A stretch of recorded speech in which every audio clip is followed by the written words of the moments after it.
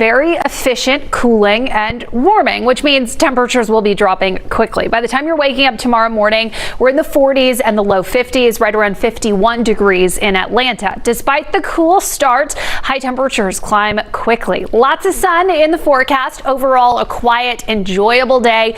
Beautiful day to get outdoors. Those highs get up to near 81 degrees in Atlanta. That puts us more than 5 degrees above where our highs typically are for this time of year. We'll see mainly upper 70s, low 80s in that range when it comes to our high temperatures, so a good deal of warmth. We'll keep that warm pattern going into Sunday as well, but there will be some changes in the forecast, mainly the addition of some cloud cover, especially into Sunday afternoon. More cloud cover moves in, perhaps even some isolated showers and storms late Sunday night. So the big difference is really the cloud cover. Otherwise, still cool mornings and warm afternoons both days. The incoming cloud cover, as well as the chance for rainfall, that is all associated with this cold front. So ahead of it, cloud cover will start to build in on Sunday. Then as the cold front passes late Sunday night into early Monday, some isolated showers and storms that develop along that cold front will be pushing into North Georgia. For us, this is really not going to be a big rainfall event. As you can tell by our forecast track, rain is few and far between, and most of us will end up staying dry. So I've got rain chances at only about 20% for early Monday morning associated with that cold front. The much bigger impact is certainly going to be to our temperatures. Right now, we've got cold air just bottled up towards the north that stretches through portions of the Midwest and into Canada. This cold air is staying up towards the north as warm air really pushes into our neck of the woods, bringing us the warm 80s for the next couple of days. But behind that cold front, this cold air is essentially unleashed to drop down across the southeastern United States. So we'll see a big drop in temperatures, not just in the Atlanta area, but across a good portion of the continental U.S. High temperatures will fall into the 70s, not a big difference by Monday. And then for Tuesday and Wednesday, highs stay in the 50s and right around 60 degrees. Your afternoons will be cool, but your mornings will be cold. We're talking overnight temperatures down into the 30s, both Wednesday and Thursday. That will be close to some of our record low temperatures for this time of year in the Atlanta area. And while I do think we will stay above freezing in Atlanta, there will be quite a few spots outside of the perimeter, even into some of our suburbs close to the city, where temperatures will drop down to right around 32 degrees. So you may want to take some extra time Tuesday night and then into Wednesday night to protect any vulnerable plants that you have out in your yards. Temperatures warm up though, highs climb up to the 70s by Friday. Now for your weather wow moment, we have this photo of from Monica Nix of the beautiful changing leaves in Clarksville. We love to see your weather wow moments. The best way to share your pictures and your videos with us is to join the 11 Alive Storm Trackers Facebook group. Just search 11 Alive Storm Trackers on Facebook. You find out happening now across Metro Atlanta. We begin tonight with breaking news out of Cobb County, where a neighborhood is now where you stay a step ahead of severe weather. Our storm risk has now been upgraded to and the only place where you can verify fact versus fiction. 11 Alive can verify that claim is false. 11 Alive News at 11 p.m. where you end the day ready to take on tomorrow. Weather can't run from the 11 Alive Thunder Truck. A mobile weather center with the power and speed to chase down the strongest storms and bring you on-the-ground conditions. The 11 Alive Thunder Truck, sponsored by Landmark Dodge. Fighting social inequality is on all of us. That's why 11 Alive is committed to sharing diverse perspectives, exposing injustice, and finding solutions.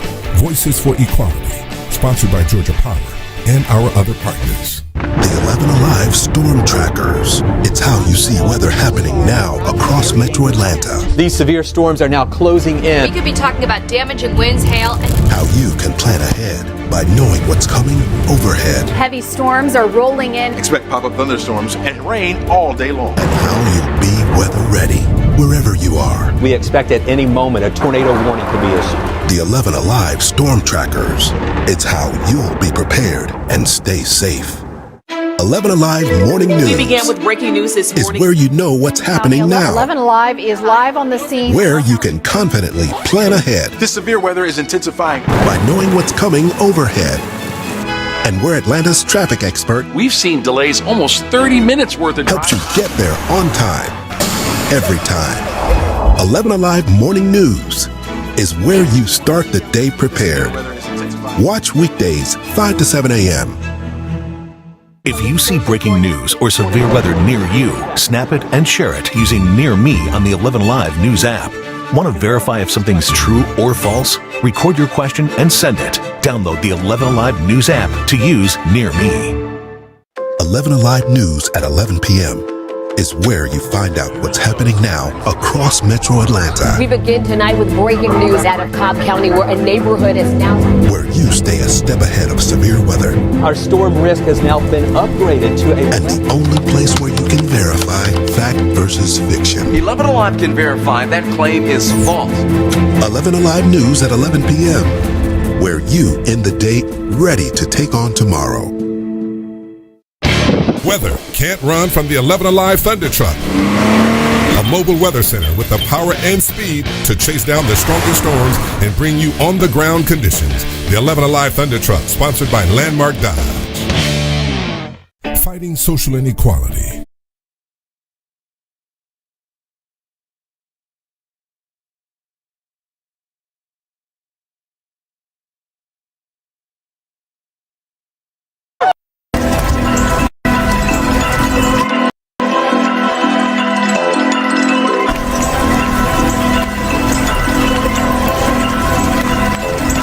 Historically, Kennesaw Mountain and Walton haven't played each other a lot, but being both in Cobb County, you always are aware of who's doing things at a really high level, and they've been a program that's been definitely on the rise and having a lot of success. So for us and our program to be able to get this opportunity on Friday night, we're excited about it. I think it'll be an electric atmosphere. I think it'll be a great night for sure. Yeah, it's the biggest game for us because it's this week's game. For us, we're trying to treat every game as the most important game of the season because it's this week's opponent. Trying to be 1-0 Friday versus a very good Kennesaw Mountain team.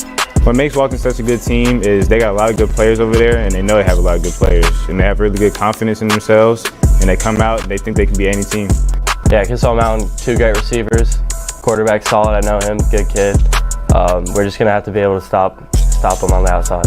The keys to stopping Walton from scoring is defending the pass, and I think we do a really good job at that, and I think we have a lot of confidence that we can do that. Offensively, I think their skill group's probably one of the best in the state. Got one of the best receivers in the state, and a lot with him that can play. Got a good tight end, and the running back's pretty good. But I think the offensive line, led by that center, does a great job, and the quarterback's very efficient with how he plays the game. He's smart with the ball.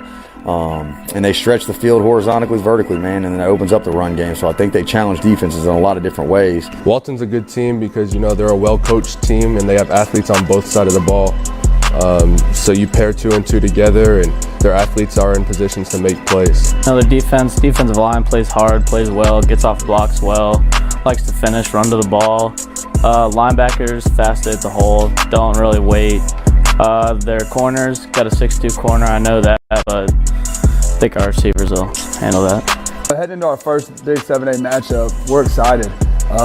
This group of seniors, this team has done a great job at preparing and handling business and putting themselves in a position to make this a big game. So I'm excited to see them go out and perform on a big stage against a great opponent.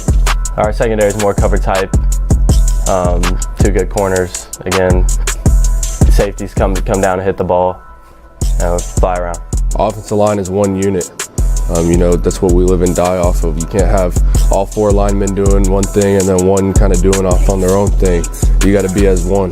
The keys to scoring on Kennesaw Mountain's defense is to climb to the backers when we're blocking, get push up front, make that pocket for Jeremy so he can step up and do it, make those throws like he normally does, and our receivers will go to work on the outside like they normally do. I think the keys to win this game for us are still, we want to play up to our standard on offense, defense, and special teams. I think, we've had a lot of success this year. Kids have played really, really hard, but we want them to play to the standard in which that they've set for themselves. We've yet to play a full, complete game, so we're excited to kind of see that come out on Friday night. We got to play fast. At the end of the day, this game's all about speed. So we want our guys to play fast, play confident, and be fundamentally sound. So we're going to have to slow down the passing game, man, and make sure we play well against the run. And I think for us, defensively, is getting off on third downs. You know, can we win those third downs, get ourselves off the field? That's an area we did not really play well last week, so we want to see improvement there. And offensively, I mean, I think the key for us is making sure we're moving the sticks and we're efficient with the ball, making sure we're not getting 3 and outs, making sure we're converting on third down. So, you know, I'd say at the end of the day, if you look at this big picture, who wins third downs, who can control the ball and not turn it over is going to win that ball game Friday night. Mustangs are big game ready. Walton is big game ready. Go Raiders. For the second week in a row, the Mustangs are big game ready. Raiders are big game ready. The Mustangs are big game ready.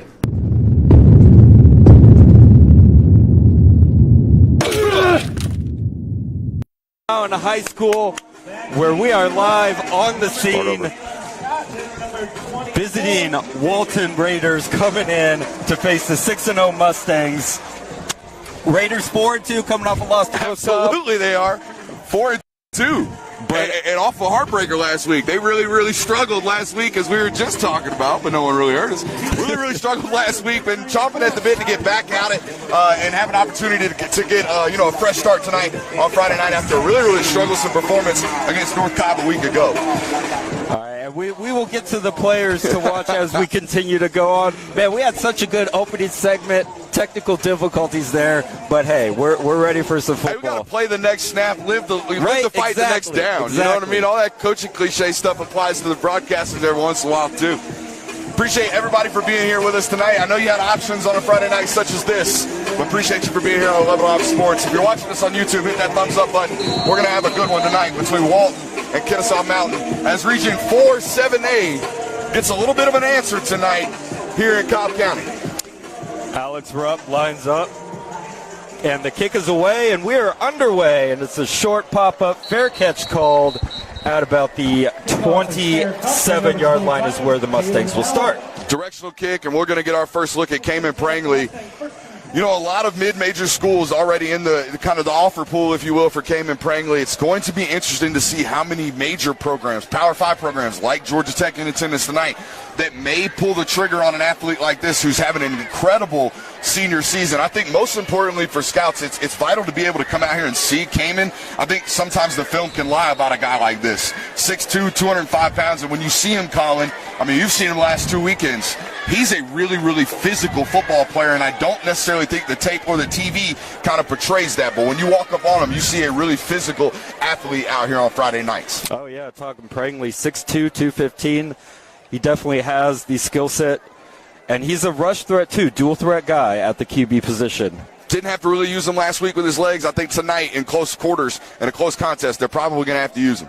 Got backs on either side of Prangley. Prangley, little screen out there and dropped the ball there. TJ Jenkins had a lot of green in front of him. Needed to make the catch first. We watched, 70 snaps of them on offense last week. I don't think we saw 21 personnel at all, 2 backs on the field. We see it to open the series of the first series of the game here from Kennesaw Mountain. So definitely a play that they had drawn up all week, probably had it licked all week. Cayman Prangley getting a little pressure there early. Does a great job of just being able to get the ball off. Unfortunate with the drop there. I was going to say that was drawn up perfectly. Coaches probably had it. Just can't complete the catch, so we got 2nd and 10. Prangley's going to keep it. Minimal gain.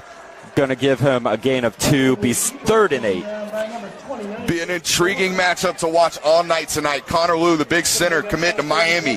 All right, and then you got Ashton Woods, the Mike linebacker from Walton, playing that inside linebacker position. Got north of 25 offers himself. So that kind of chess match between a really Power 5 heavy, really talented center and a Mike linebacker who is definitely the heart and soul of this defense. Watch those two battle all night long. Empty formation, 5 wide receivers.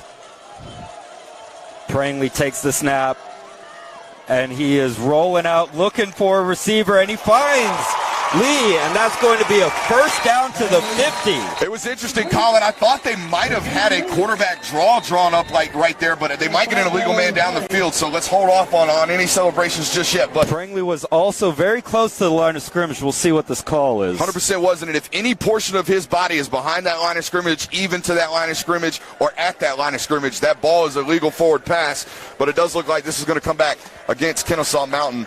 But you're right, man. I thought he did a great job of staying behind the line of scrimmage. I can't quite see what the white Personal hat's foul. calling over there. It was not an illegal forward pass. Blindside block. So what they're going to get, I think maybe the running back checked out into the flat right there, and then as Prangley extended the play to his right, anytime we are blocking back towards the line of scrimmage, that is an illegal block now in high school football. Well, thank you to the PA announcer for giving us the call. For sure. I mean, I had a personal foul fist bump. I didn't exactly know what that call was, but yes, blindside block, so it's going to back it all the way back inside the 15-yard line. All right, so to start this football game, Walton playing a lot of zone coverage, okay, willing to leave a light box and play the pass. It's 5 wide, similar play, rolling out, throwing it up for grabs, and it's going to be picked off there by Walton.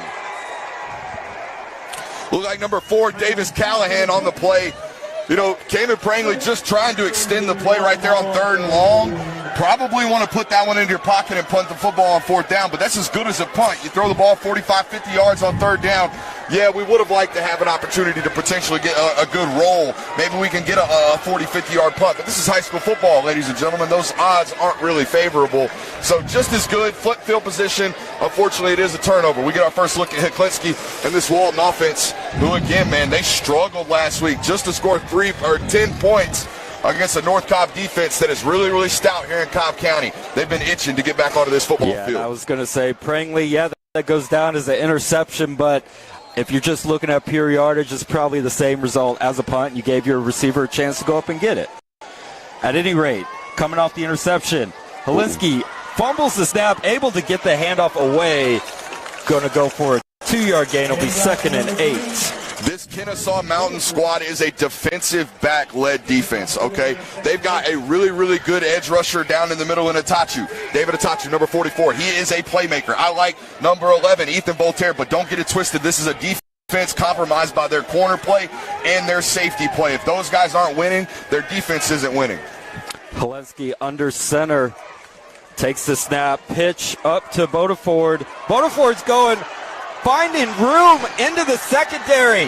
Last man takes him down to the Mustang 31-yard line. That's what I think this Walton offense is going to have to do. They are a run offense. They're a really, really balanced football team coming into the game. Mekhi Bodeford's averaged 115 yards per game coming into this contest. They are a run balanced football team, and they're going to line up and shove it down your throat if you can't stop it. Handoff to Bodeford again, making cuts in the hole, gains about 6 on the play. Very solid. 2nd and 4 now for the Raiders. I'm going to ask you this. I think this is the first time I've seen an under the center offense games that we've called so far. So Walton, typically not an under center offense, but they have put it in. They run like truck sweep. They run counter out of this as well. But this is an offense that if you can't stop something, son, they're going to keep running it at your face until you do. And here it is to Bodeford again. Bodeford trucking over defenders. We'll check that. Yes, Austin Williams. Thank you. Good catch, Brooks. Williams, different back, same result for the Raiders, and they are in the red zone here very quickly. Before they get another first down. I feel like that's Walton's specialty. They're just an offense that does what works. I mean, they're not going to reinvent the wheel. They're going to come out here and run it down your throat if you can't stop it. And here it is to Williams again. Williams making moves in the face hole. Mask. Going to be a lot of flags on the field as flag parade. Tackled by the head neck area. Got to imagine that's a face mask. Horse collar, take your pick. As we see the rhino unit, whatever you want to call it, what's the biggest animal you can think of? Hippo? Elephant? Elephant, maybe? I mean, elephant's not really used for a defensive formation. Nonetheless, a bunch of big bodies on the field. Animal. Yeah, big animals. I mean, we got a bunch of big animals on the field. 73, big old animal. 57, big old animal. Connor Lou, 75, big old animal. David Atachu, big old animal. They got the defensive run personnel in the game finally here on 1st and goal, ball inside the 5. We'll see if Walton makes an adjustment with the defensive front now loaded up to stop the run. It's been all runs so far on this first drive for the Raiders. Watch the play action. Everybody baiting down on run. First down opportunity right here. Maybe slip Hunter Teal out in the flat. And we got a flag on the play. It's going to be a full start on the Raiders. Back it up 5 First and goal at the 9 now. So scratch whatever I just said. Ashton Woods just came onto the field. Now, Ashton Woods, we told you, they're Mike linebacker, north of 25 offers, really, really solid Power 5 future at the linebacker position. However, not a tight end. Don't believe he has a reception on the year at all. So when he's in the game, they typically run the football. That's your key right now in terms of personnel adjustments right here from Walton. Yes, you are correct. No receptions on the season. Purely in there to block. Helinski under center. Takes the snap. Hand off to Bodiford. Bodiford trying to find the outside. He's got room, and he's in for the touchdown. Opening drive score for Bodiford, and Walton is on the board. Such an incredibly patient run from Bodiford right there. The play took a while to develop. They got a bunch of instant pressure penetration from the left side of that offensive line. Bodiford doing a great job allowing Teal to get through and lead his way through C-gap right there on what appeared to be yet another counter play as Walton walks it down the length of the field. That was, 70 yards all via the ground right there as the Raiders get on the board first. Ground attack, and it was a great patient run by Bodiford. Bodiford made the moves in the hole, found the route to the end zone on the outside, got the score for the Raiders. Extra point is good, and it is 7-0. Now Mustangs down early here at home. Answer time. That's what it is. It's answer time for this Kennesaw Mountain team. I thought one thing, especially when we watched them last week, obviously they weren't much of a tester last week, but when you look through the schedule of this football team from Kennesaw Mountain, they've had a couple of absolute nail-biters, right? To start the season at the Corky Kell, they win 26-25 against a really, really good Cass high school football team. They play a three-quarter game against Harrison, and they played a fourth-quarter game against North Palm. So this is a team in Kennesaw Mountain that's been up, they've been down, they know how to respond and answer when need be. So this is one of them situations where this Coach Carmine-led squad from the Kennesaw Mountain Mustangs got to get something going here offensively. Nail-biting wins over North Paulding, 37-36 for Kennesaw. And then Walton coming off a 51-49 win, both on the road at North Paulding. So if you're Kennesaw Mountain, last possession, you were moving the football. You converted a 3rd and 7. You get an illegal block, and now you're in 3rd and 19, you throw a pick. So moving the ball on the first drive as we get an offsides penalty on the kicking team. Looks like they're going to back that up 5 yards and re-kick. Walton coaches definitely saw something on tape, not giving the returners here for the Mustangs any opportunities on these kickoffs. That is TJ Jenkins back there with Nayland Scott. The two returners probably not going to see a lot of action if these first two kickoffs are indicative. I don't know, but Nayland Scott, coaches, if you're watching right now, that's a true freshman back there returning kicks. Caught his first touchdown pass last week against Osborne. He's going to be the next one. All right, if you're looking for a Power 5 receiver coming out of Kennesaw Mountain, come holler at Caden Lee. Make sure you stop and talk to Jalen Taylor, but make sure you spend some time with Nayland Scott because you're going to be coming down here to see him in a couple years. And Rupp, second attempt at the kickoff. Fair catch signal made at the 34-yard line for the Mustangs. So, answer time, like you said, Brooks. Just got to keep it in rhythm. I think you stay on your script. Yep. Whatever your opening script was for that first drive, it was working. Just avoid dumb penalties and keep moving the ball.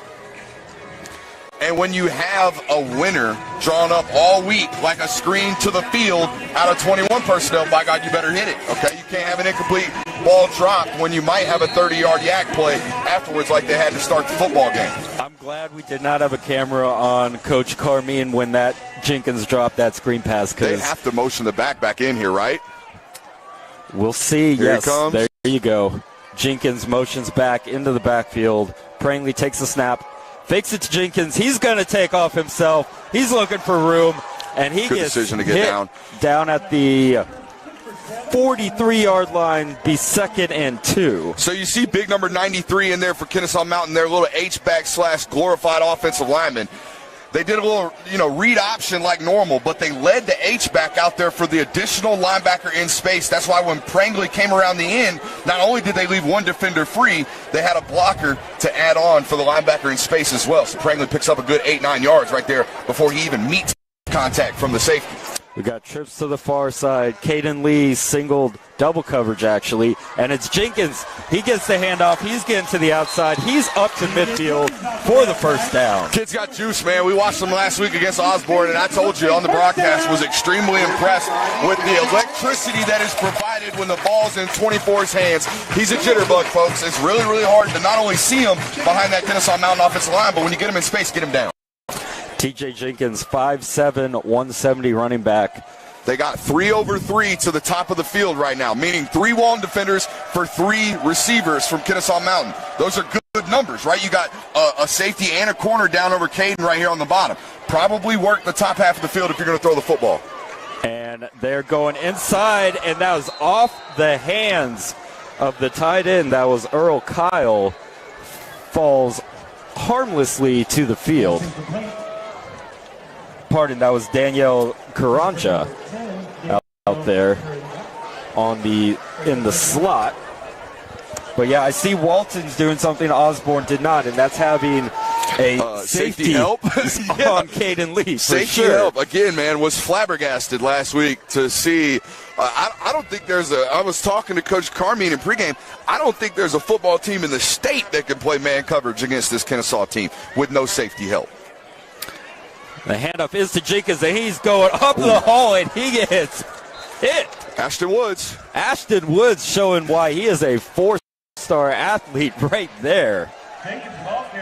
Just an absolute striker. That's the first thing that comes to my mind, the word striker, right? Like, 7 his whole career has been told, hey, we got to stop hitting guys in practice that hard, bud. We got to slow down a little bit. Those are our guys, right? I mean, that probably happens to Ashton Woods his whole career, and you see it on Friday nights. They actually get to unleash him for the first time. Speaking of unleash, third down here, Wendell Gregory, top of your screen, number 1, a true 4-star edge rusher getting the opportunity right now to get after the quarterback.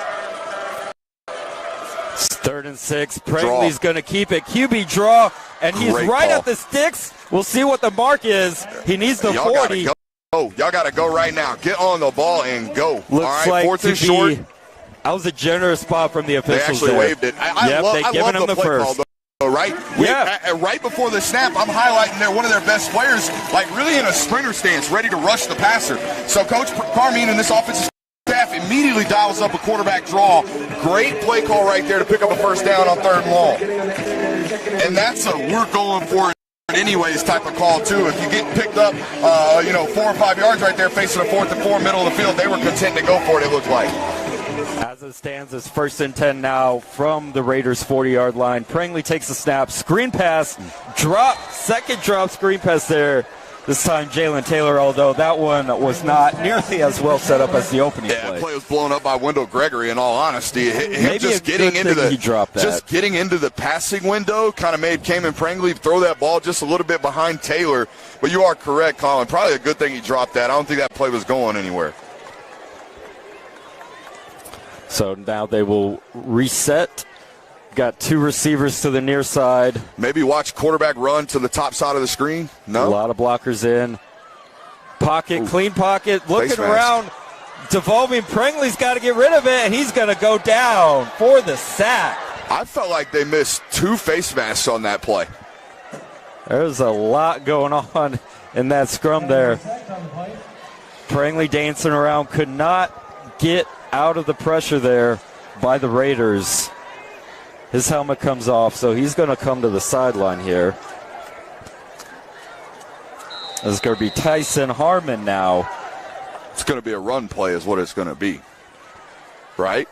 You would think 3rd and 17, 3rd and 17, halfback draw, maybe. The last thing you want to do is ask the young man to come off the sideline and throw a ball and try to convert 3rd and 15. Right. And we got the screen to Caden Lee, and not a bad idea. Put it in your playmaker's hands. And he fumbles the ball, but it goes out of bounds. So, disaster averted there. Lee was trying to do a little too much. I mean, great as you are, Caden Lee, I don't think you're picking up a 3rd and 17 single-handedly. Colin, we go through these seasons every year, and there's always a player towards the end of their senior season that really, every time I see him, I'm like, daggone, that's a good football player. Where are the offers? Where's the college interest? Braylon Stokes is a guy like that for me, number 22 from Walton, playing corner, just forced that fumble. Is a really physical-looking football player, and I get he's undersized in terms of height. Watch the punt right and here. That is Caden Lee. But just a really, really solid football player, does everything right, rallies to the ball, tackles, sticks his nose in there, a willing defender when it comes to the run support aspect of the game of football. So if you're a college coach and you're like, hey, I need a nickel corner, I need a guy that's going to stick his nose in and run support, maybe come check out Braylon Stokes down here. Well, look at that. Caden Lee, 4-star wide receiver, inside the 20 punt. Raiders going to start at the 10. I thought the best part about that was he noticed that there was no rush, and he held the ball and was like, I'm just going to let my guys cover for a minute and then kick the ball. He's just got game awareness. He's a smart athlete. He's just a smart guy on the football field wherever you put him. All right, we saw, 9 straight runs from Walton last possession. Yep. Ashton Woods back into the formation here, number 7, the tight end. Ball inside the 10. I told you, when you see 7 in the game, that's a dead run tendency for them. They don't typically throw the ball out of here. Maybe they try to go with a run breaker right here. And it's a play action. Helinski's rolling out, and he's going to fire it, just throwing the ball away. Smart play there by Helinski. So we call those tendency breakers, Colin, when you as an offense do one thing over and over and over again out of a particular set. For example, Ashton Woods in the formation. I told you, typically a run football team out of that situation. Now they do a tendency breaker right there, trying to hit a big explosive when they're backed up off of play action. Kennesaw Mountain's Ethan Voltaire doing a good job of attacking the upfield hip of the quarterback, so when he does play action, we're in his face. 2nd and 10 now. Ball on the 10. Here's the pitch to Bodiford. Bodiford's trying to get out of the tackles. Broke a tackle, but the pursuit catches up to him for a 2-yard gain now. It was Ethan Voltaire again right there, number 11, doing a great job getting upfield, but unzipping his feet once he gets past the line of scrimmage right there on sweep, turning it back into his defense, turning it back to all of his help, and getting that ball turned in. Talking about a guy looking for offers. Holy second smokes, straight man. Game, Ethan Voltaire just calling his name. Did we call a name more than Ethan Voltaire last week? I don't even think we called the quarterback's names more than Ethan Voltaire. Sir.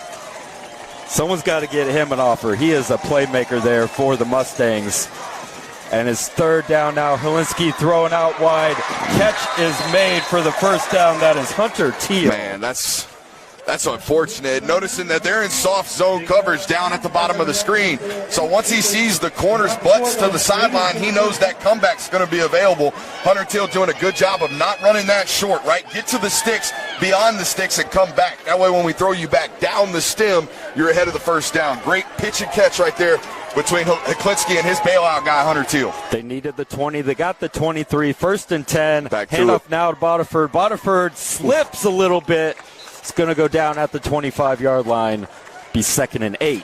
Another guy I love. I'm going to give him a shout-out because he's an efforter, and you know I love efforting offensive linemen. Will Fitzpatrick, been a 3-year starter for this Walton squad out there at left tackle. About a 6'5", 270-pound kid, right? Going to have to put some weight on him in college, but he is a really, really clean prospect in terms of effort and assignment. Alignment and assignment are Will Fitzpatrick's go-tos. Handoff to Bodiford. Bodiford straight up the middle. Gain of 5. Burying folks. Guys, watch 55 tonight. Watch the effort in which he plays with. That play right there. He's 4 or 5 yards downfield, burying folks on the back of their helmet. 55's on my guy. I'm going to let you know. When you play with this much effort, I'm going to call you out on broadcast. It's impossible for me not to.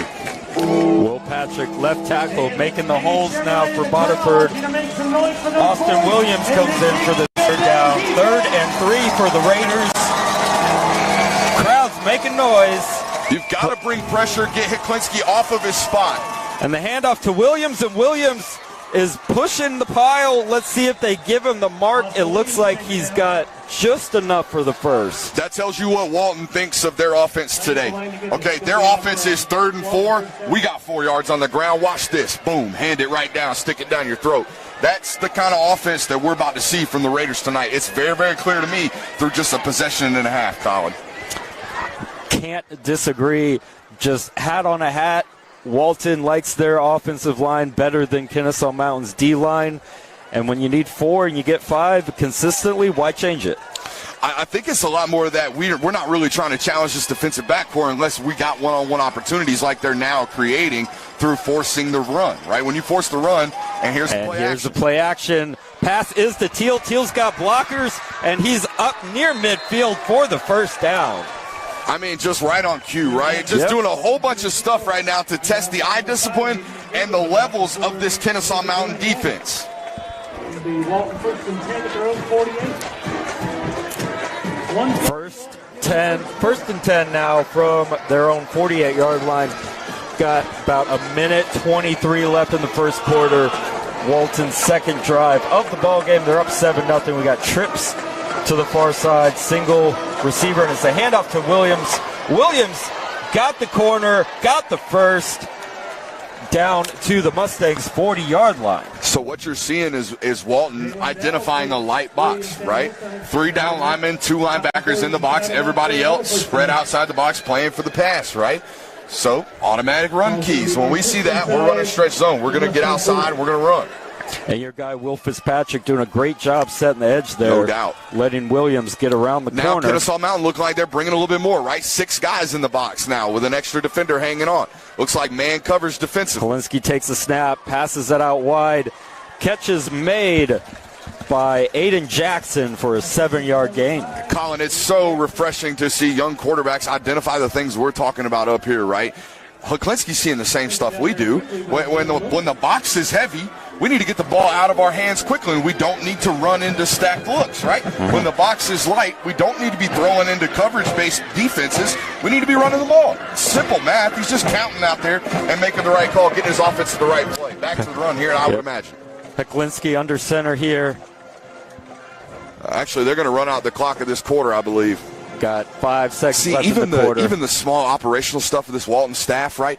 They knew they were about to run that clock out, right? Everyone at home, they just ran the first quarter clock out. So instead of just going up or huddling or walking off the field right there on second and short, what they do, Colin?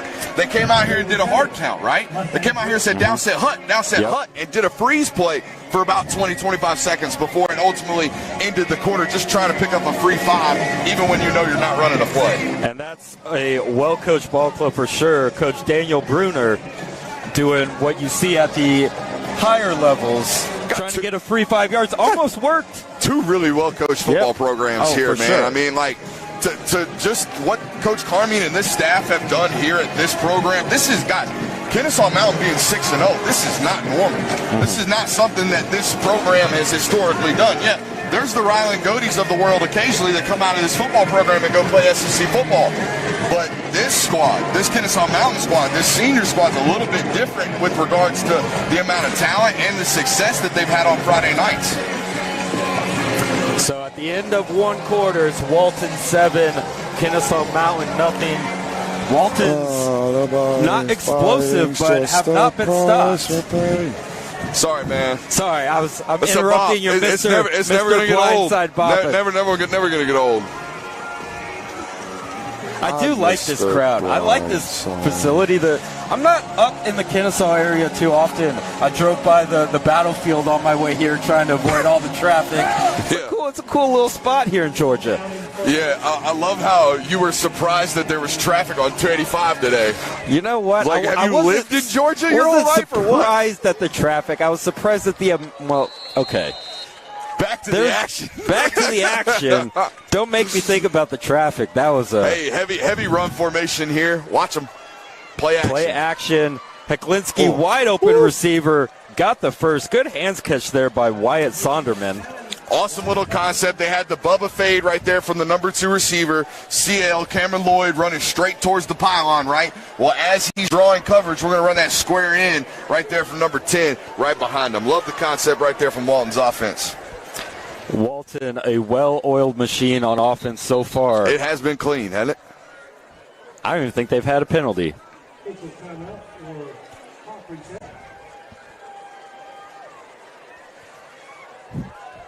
Clock didn't get started. I think we're good. Underway here in the second quarter. I mean, the clock should be rolling, am I right? You are correct. It is now. Okay, here we go. Got it all figured out. 1st and 10 now. Ball on the 28-yard line of the Mustangs. How deep he gets under center. Heklinski, handoff to Bodiford. Bodiford finding space, and he's still going. Bowling over people on his way nearly into the end zone. My goodness. So we told Bodiford's backstory, when we were watching them against Brooklyn earlier in the year. Mekhi Bodiford, when I first saw him, he was starting as a true freshman at McEachern High School at about 220 pounds.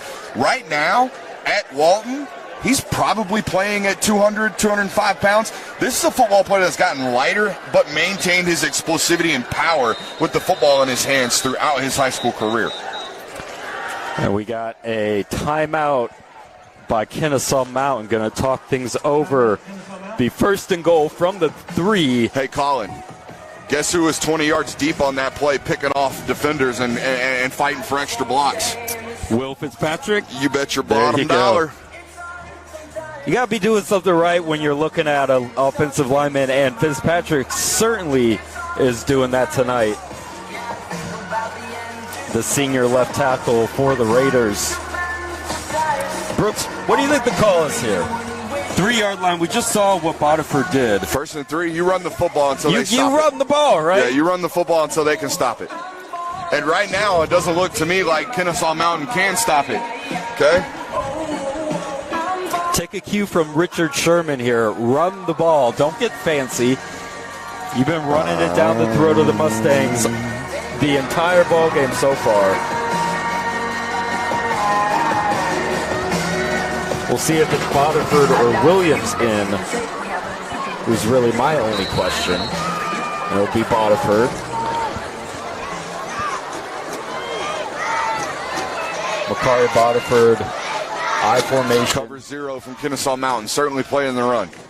Looking for the run, handoff to Bodiford, and Bodiford is able to waltz into the end zone. 2nd touchdown of the night for Makari Bodiford. Guy's an absolute bowling ball. And I think what has impressed me the most, Colin, through the 3 games this season that I've been in attendance for Bodiford rushing the football, has been more so his patience and his ability to make plays in the open field. I know he can run through arm tackles. I know he can live, making yards after contact. It's been his open field awareness and his open field ability here in 7A this year that's impressed me the most. Extra point is up and good, and it is now 14-0 in favor of the Raiders. You take 160 yards against Mill Creek, you probably got some go-go juice. You know what I mean? For sure.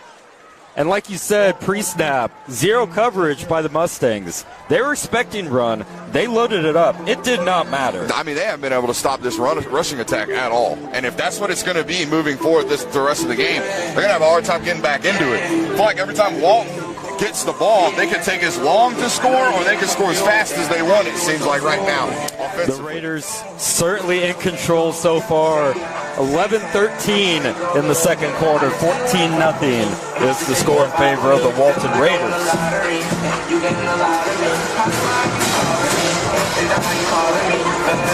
And we'll see if Alex Rupp is going to have another directional kick.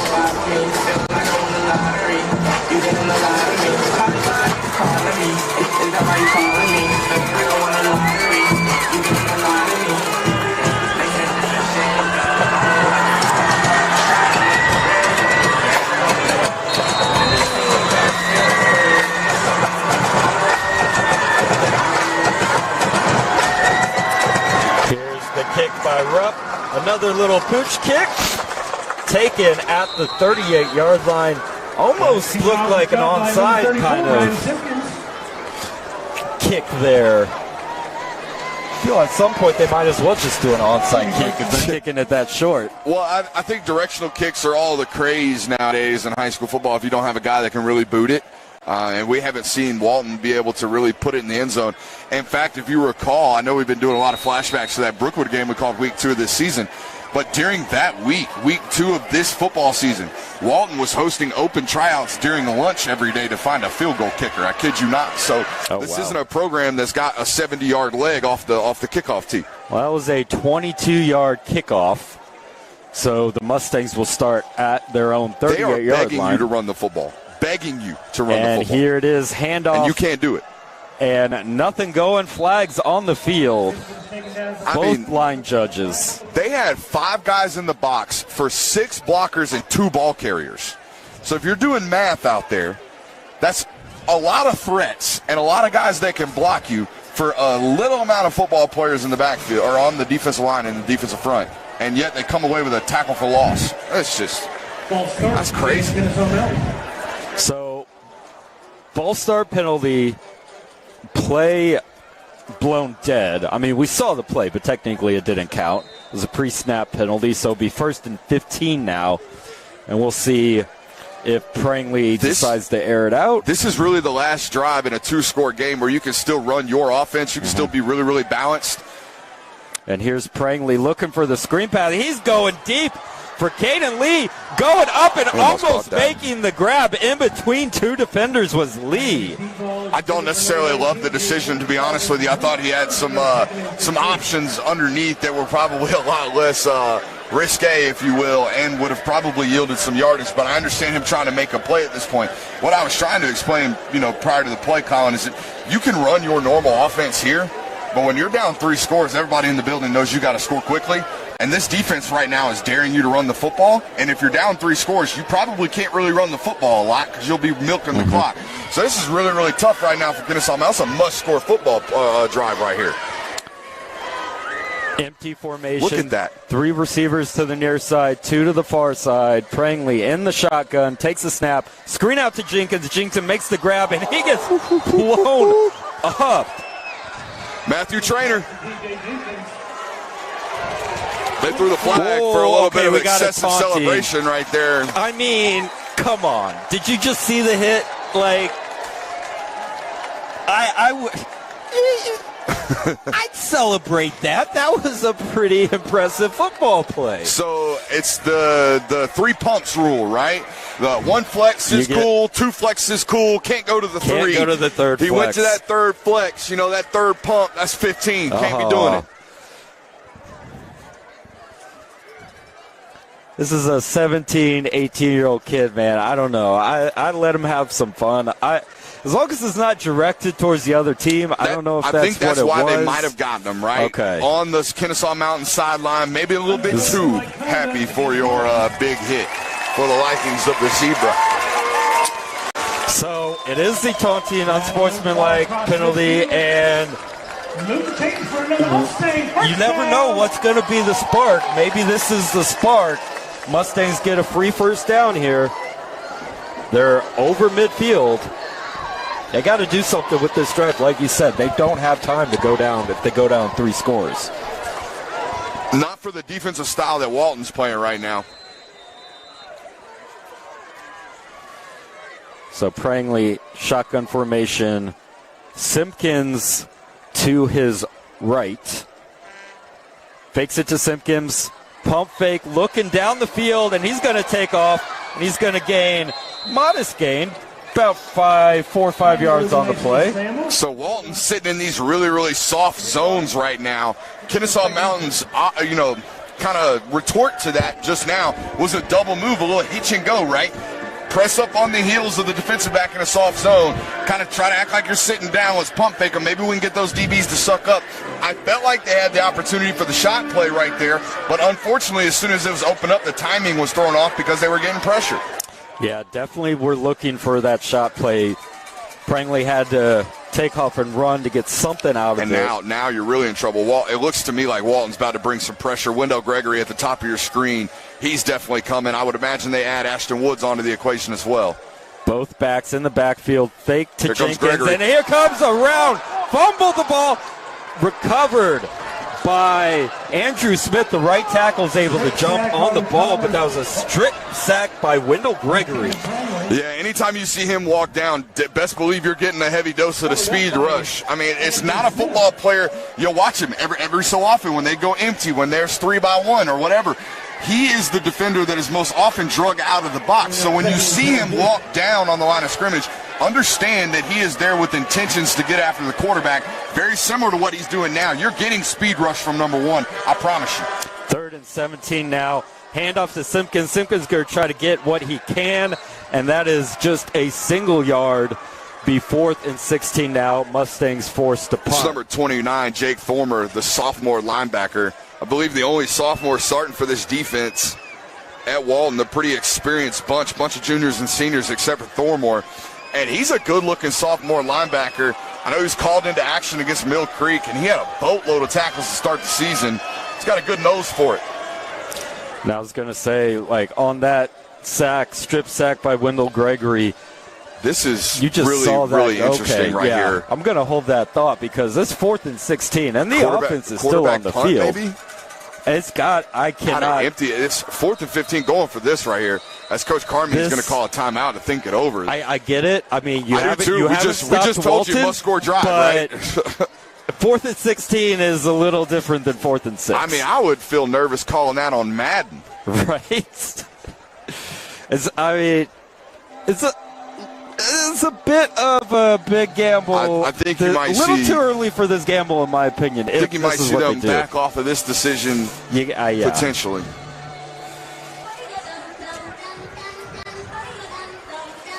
In-house DJ doing their job, I'll tell you that much. But just the fact that they're considering going for 4th and 16.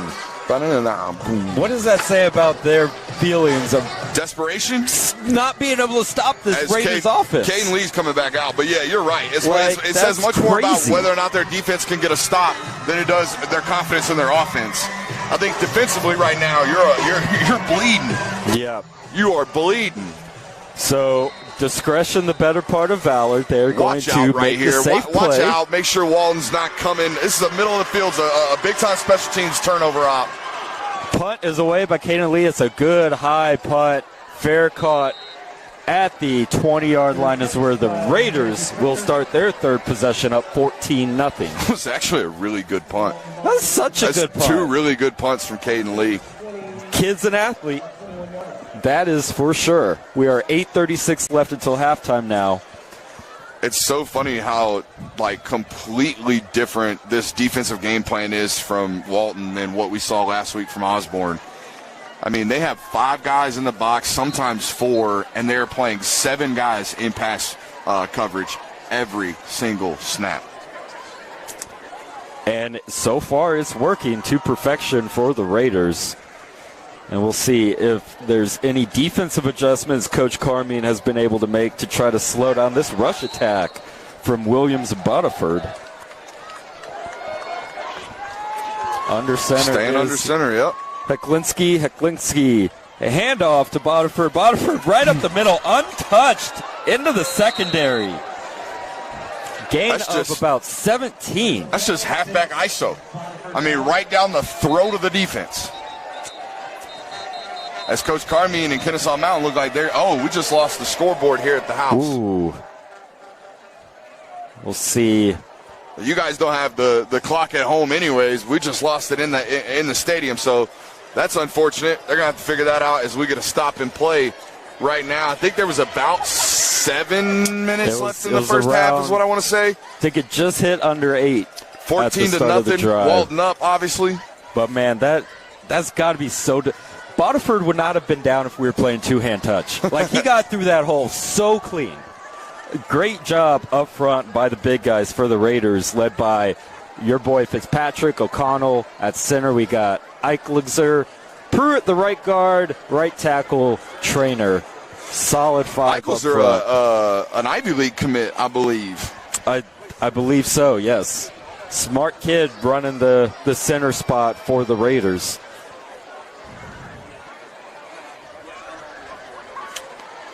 Got our first bit of nip in the air. First bit of bite of cold. Oh, yeah. You know what I mean this week? I don't know about you, Colin. I've lived in Georgia my whole life. I was telling you, pre-show. That first cold, I really embrace it. You know what I mean? I go out, I purposefully dress unprepared for the cold. I mean, I want to be uncomfortably cold because I've been uncomfortably hot for so long up until that point in the calendar year. Well, I'm trying to freeze a little bit. I'm trying to chatter the teeth just a tad bit. You know what I mean? Want to embrace the cold. It's football weather. It should be a little brisk. Walk out that first time and see that breath, you know what I mean? Oh. We're not quite there yet, but it's coming. I don't know if you got hot enough breath. All right, so we do have electricity on the scoreboard. Numbers aren't right, but we're making progress. That's the old in-house scoreboard announcer pulling the power plug out of the back of the PlayStation, hoping that it'll respawn the game. Nah, I don't think that's how it works, Chief. Did you try unplugging it and plugging it back in? It's always the Just first. give it a nice blow. Yes. It's always the advice of the IT. First thing you an Xbox guy or a PlayStation guy? I'm Xbox. You struck me as an Xbox guy. You struck me as an Xbox guy. I'm afraid to ask what that means. But you're a PC guy, too. No, I am not a PC guy. You're a Mac guy. Oh, PC Mac. Are you a Dell or a Mac guy? No, I'm a PC guy. Yeah, I knew it. I thought we were still on gaming. I could typecast. I mean, but Xbox and Dell guys kind of go hand in hand. I do literally have a Dell computer. Yes, so there you go. That is the laptop that is in my car as we speak. Been watching a lot of Criminal Minds lately. You know, my profiling skills getting real good. You struck me as an Xbox PC guy from jump. Some real hard-hitting broadcasting going on right now. Little disturbed right now. 9:40, definitely a little bit too much time left on that clock. No, I think we were well underneath 9:40. I specifically remember saying 8:36. So I don't know where they got 9:40 from. Here's the tough thing. I don't think any of the referees on the field were actually keeping the clock prior to the clock going down. I mean, why would they? Is that a job of an Kennesaw Mountain official? just got a free 2 minutes in this football game is what I just saw. Do they want it, though? I don't know. I mean, they might want to just get into halftime here and lick their wounds.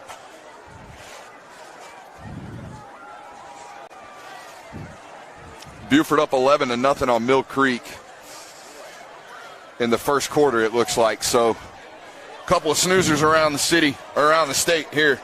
That is impressive, though. Shutting out Mill Creek so far. These were the two football games coming into the night, right? This one here between Kennesaw Mountain and Walton, and obviously that Buford game all the way out there at Buford. Like I said, 11-0 in that football game now.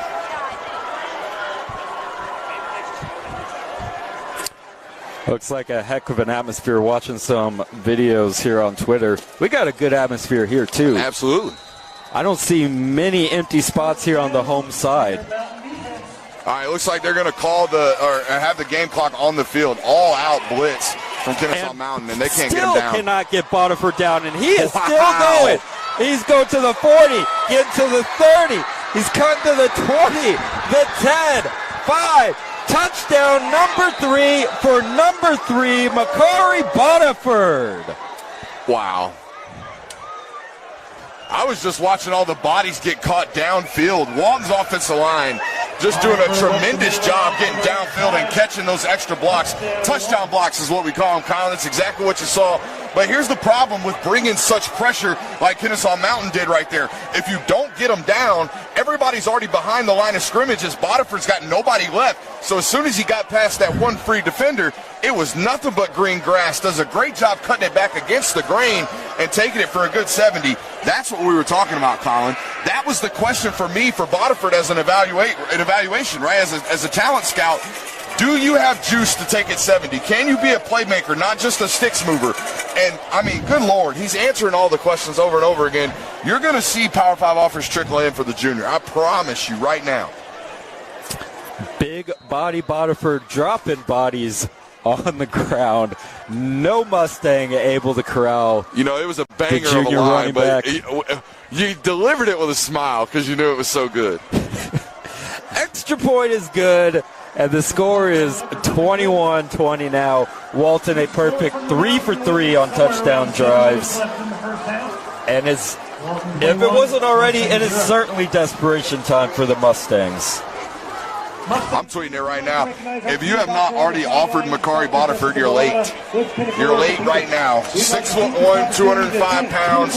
I'd say he's about a 4.62 runner, but it doesn't really matter. He is a physical back and really, really hard to bring down, as you've seen tonight. And he does it every week. This has not been a a flash in the pan type of football player. This is a guy that's averaging 115 yards a game entering tonight, and it'll be higher than that when they leave.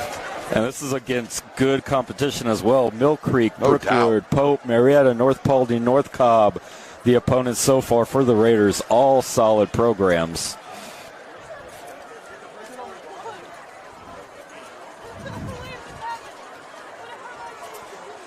Still do not have a time on the scoreboard. We will do the best we can for you guys watching on the stream. Alex Rupp preparing for the kickoff here for the Raiders. Kick is up, and it's going to be a fair catch signal. Oh, they blew that dropped.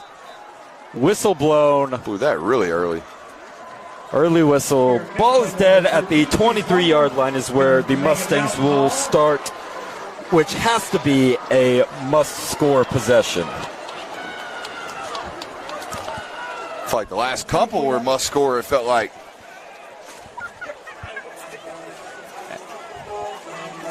The game plan will not change for Walton. In fact, they might play lighter boxes as the night progresses.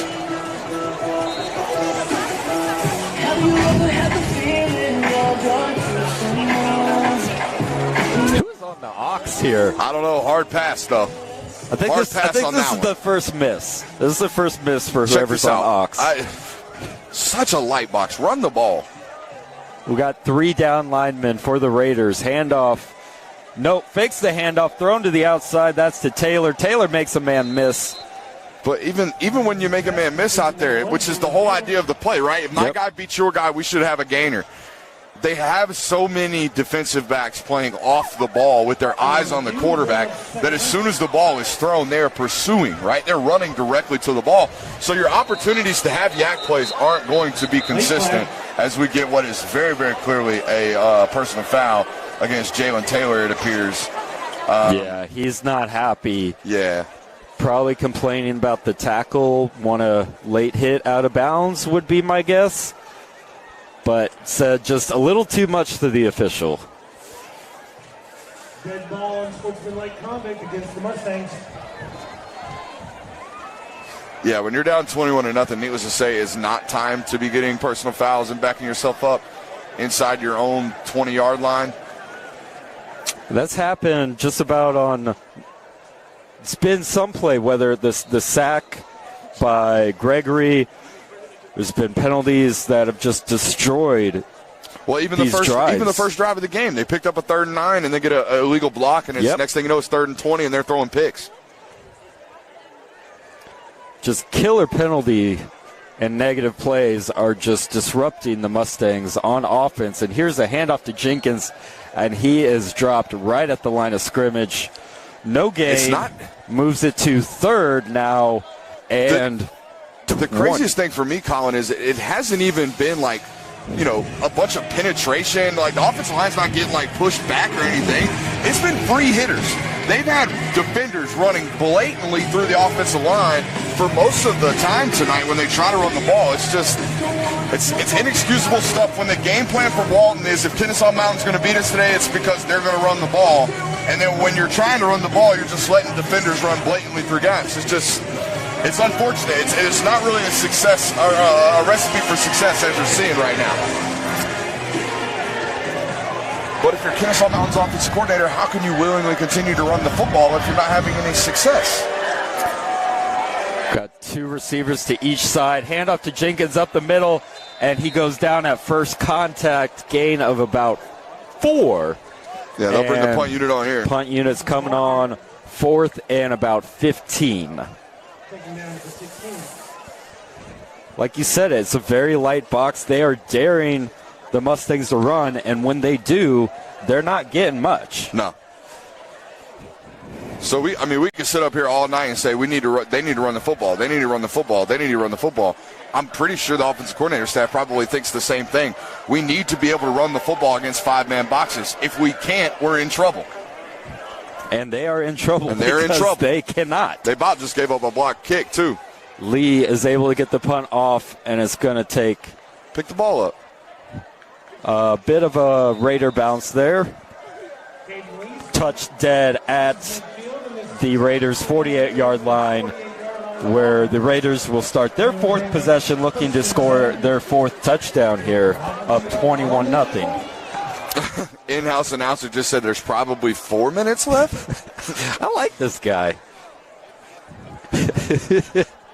With 4 minutes? Question mark? Well, we'll know when they go to the locker room. What, like 4 pass attempts, and they've scored 21 points? Yeah, that sounds about right.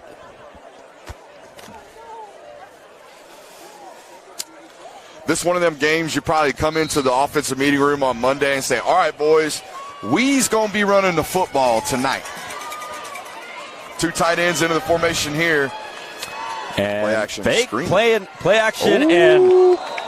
And well off on the timing there. Pass was wide of the intended target. That was Cameron Lloyd. A little bit of miscommunication there between Lloyd and Hecklinski. Looked like that wasn't intercepted. Melvin Imoama almost had an opportunity to pick that ball off and take it back to the house. If his eyes were just up just a little bit faster, he might have had an opportunity there. Make a lot of noise on second down if you so prefer. PA announcer giving the fans permission to make noise. And that is a free rusher. Good clean hit on Hecklinski. And they brought corner blitz from Jalen Mosten right there at the top of the screen, the Tulsa commit. And he lays a lick on Hecklinski. A free hitter's never fun. Hecklinski doing a good enough job of getting that ball off in time. A lot of times quarterbacks don't necessarily feel or see that pressure, and they get blown up. Got the pass off wide of the receiver, Sonderman, and brings up 3rd and 10. First 3rd and long I can remember here now for the Raiders.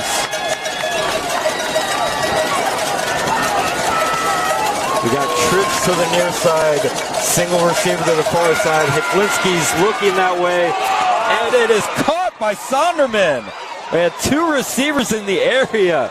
Going up to make the grab was Cameron Lloyd, who went through his hands and into the basket of Sonderman for the first down. And it's not often you see offenses get rewarded for having 2 receivers in the same spot. Somebody's depth was off on that. A lot of offenses will do, double slants or double square ends, things like that. But typically you're not supposed to be stacked in the same window behind one another.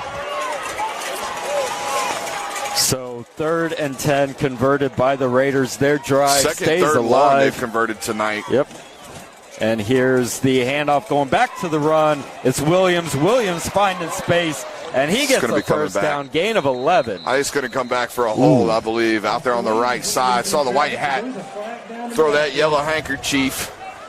I was going to say, it seemed like Williams had an inordinate amount of space to run through, but then again, that wouldn't have been an odd thing so far for the Raiders. We got the construction backup noise here. I don't really know what the situation is here time-wise, so it's hard for me to tell you at home what they should or shouldn't be doing as an offense. But either way, you're up 21 points. You're probably just trying to protect the football, maybe get into a 4-minute situation right here. I would imagine there's maybe 3 minutes left on the clock at this point. You're trying to score this possession, but you're trying to score without giving Kennesaw Mountain the ball. I mean, we did see the Raiders open with 3 pass plays before that last run that got called back. We'll see what they do here. Hecklinski's dropping back, and he's breaking a tackle, and he gets the ball off and is complete. And running for the first down, that was Lloyd. Ethan Voltaire doing a great job of pursuing the football and getting him down. But what a great play by Jeremy Hecklinski to just continue to extend the play and ultimately find his guy on the move. And Cameron Lloyd doing a great job of just getting open and getting his eyes of the quarterback. Hecklinski able to break multiple tackles in the pocket. yet keeping his eyes downfield, finding Lloyd. He's extremely fun to watch, but if I were his offensive coordinator, he'd give me a heart attack every Friday night. And here's a straight draw play, or handoff play, I should say, to Williams, getting close to the first down yardage. It's as simple as they're just lining up running ISO a lot of the times in the run game right now. They're not doing anything special. This is probably the same play again. So we're just running hurry NASCAR formation here. Now. It's up to Williams. Williams breaks the initial tackle, gets taken down there by Michael Bell, the safety, saves the touchdown. And it seems like we're close to the half. Raiders are hurrying up unless that was a strategic thing. Hard to say. Yeah, I was about to say, now it looks like they're kind of slowing down. Yeah. So typically in situations like this, the white hat will be turning around telling the offensive side of the ball how much clock's left, I would imagine. And Heklinski hands off to Williams. Williams patient but unable to find the hole. Drop for no gain, and it will be third and about 2. Good tackle there by Hayden McDougal. And we got a timeout. I saw a referee timeout, didn't They didn't signal what team called it. I was about to say, the referee looked like he tapped his shoulders as if it was a referee's timeout. So the ball's on the 5. First down yardage is at the 3. Needless to say, we're not really in a normal situation right now because both of the sidelines kind of had to get notified as what it looked like and how much time was left. That's perhaps why the white hat called a referee's timeout. That makes sense. Saw the line judge down here on the bottom of your screen run down to Coach Carmian and the defensive staff from Kennesaw Mountain, and then the white hat go over and address Monty Bumper and the squad over there. So perhaps that's what you're seeing. Zay Chevrolet in the corral needs to make some noise for these boys in this third down defense. 3rd and 2 at the 5. Handoff to Williams. Williams trying to find his way through the hole. And I don't think he got the first. Gain of 1 when he needed 2, so it's 4th and 1. What do you do here, Brooks? Yeah, I'm going to do what they're doing right now. I'm going to put Makari Bodiford back into the formation, and I'm going to run ISO right at him. They have not been able to stop the direct run, right? I mean, they haven't really been able to stop any run, but just the downhill ISO from under center has not been stopped all night. I would probably motion Hunter Teal to wherever I'm running the football and then insert 9 wherever we're going. And here it is. It's a QB sneak, and Heklinski takes it himself for the score. 4th down conversion, 4th down touchdown. Walton 4 for 4 on their drives, and it's 27-0. Yeah, so the new rule in football has allowed, kind of the Reggie Bush push. If you remember back in the day in the Rose Bowl when Reggie Bush pushed Matt Leinart, was an illegal play, or it was sparked as an illegal play. Well, now in football, you can push the ball carrier, you can push the pile. So they motioned Hunter Teal right behind the quarterback and then had him push the butt right there of Heklinski for the touchdown. And I am glad that they made that legal, because if you're not going to call it anyways, then you might as well make that a legal play. The only thing it kind of makes me kind of have reservations about is, forward momentum. When do you decide that forward momentum has stopped? When do we blow plays dead nowadays, or do you just leave piles standing up? And if we're leaving piles standing up, are we increasing the opportunity for player injuries on late hits onto the pile? Things like that are macro discussions that you have to have as a rules committee when you make decisions like this. Well, and I'm sure that's why the rule was there to begin with. Yeah. Yep. But at any rate, it was legal.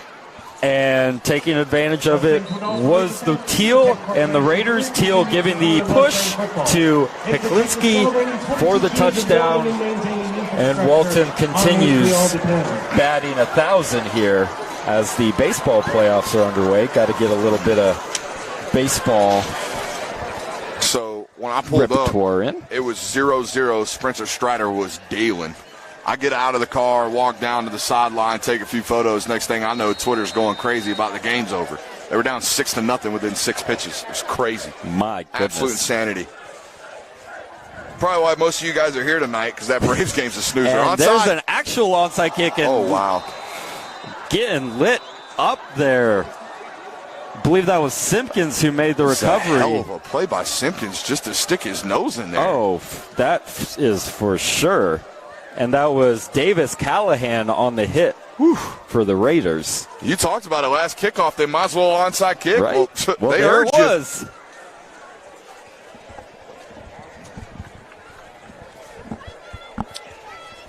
See, this is what I'm talking about, that chill in the air, right? Yep. That sun been down for a good hour now, and that fall weather done crept in.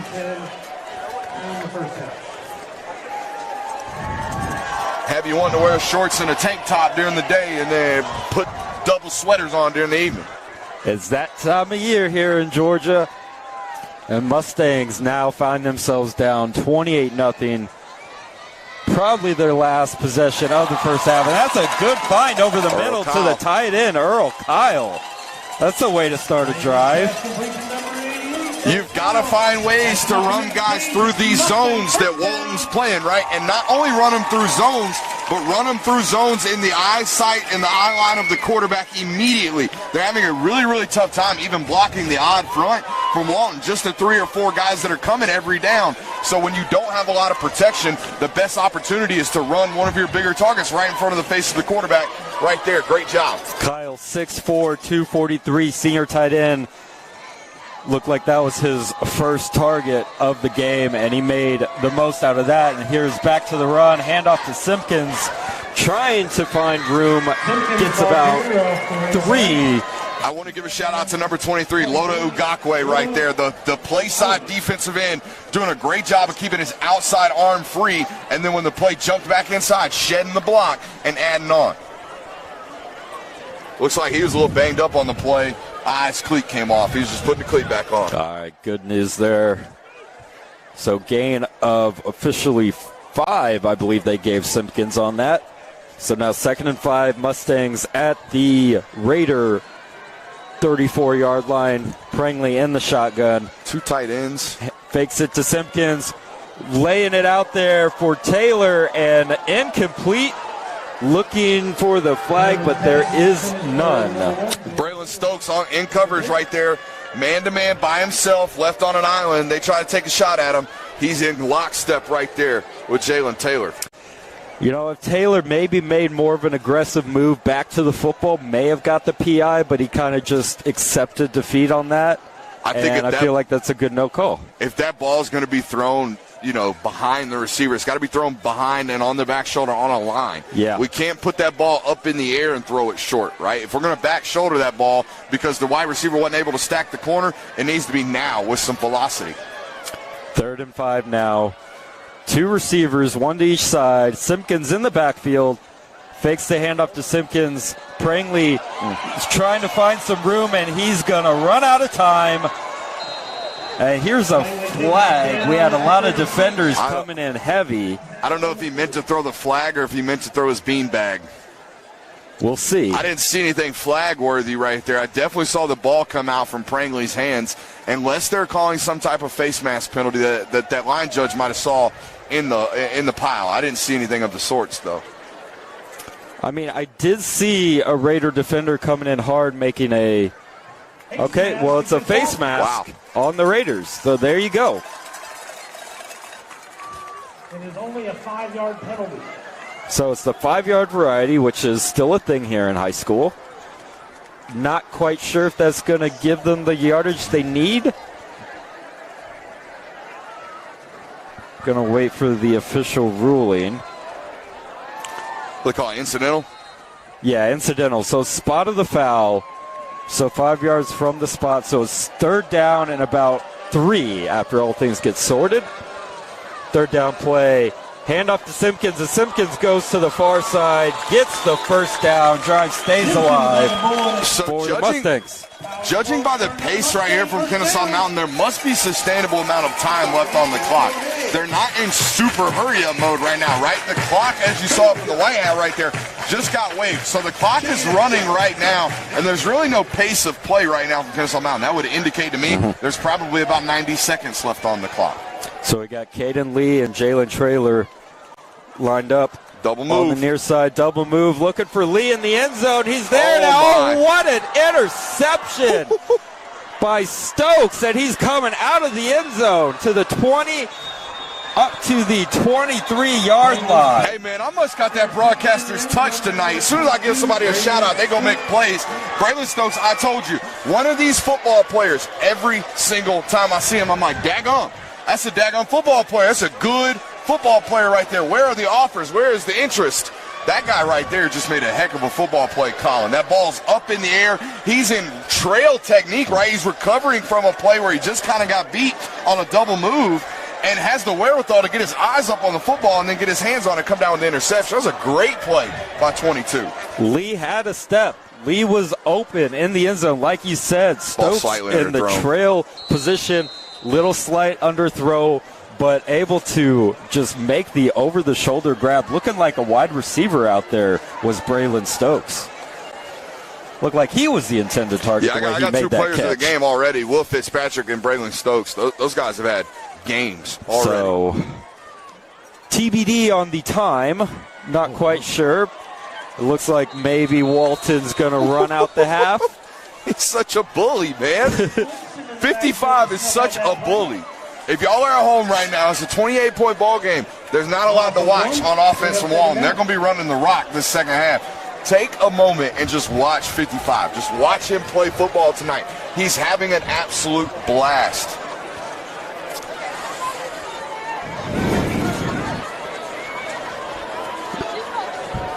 It's like going to get some type of... And there's the half. All right, the half.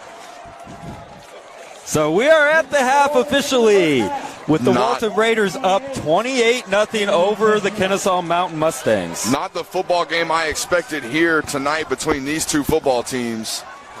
A really, really good squad from both of these sides of the football. And we got a 28-point game going into the half. It just doesn't really make a ton of sense right here. Ladies and gentlemen, before we begin our halftime presentation,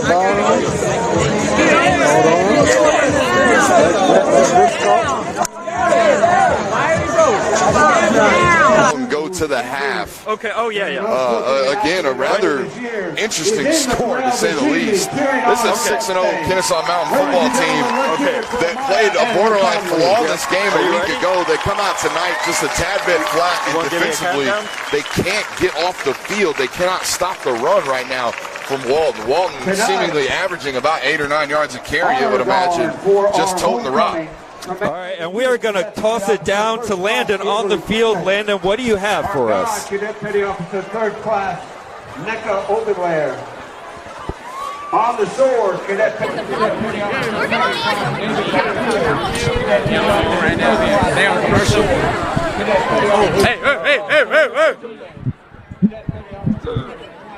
This is Landon Knight reporting. Good. This is Landon Knight. Y'all are good. Y'all are good. Y'all are good. This is Landon Knight reporting live from Kennesaw Mountain High School. Walton was off to quite an explosive start in the first half. I spoke with running back Makari Bodeford earlier this week, who told me that the strategy in winning the game tonight was going to be by running the ball more and not having as many turnovers.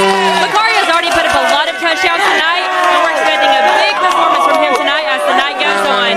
Let's send it back to the top for the youth top 10 plays of the week.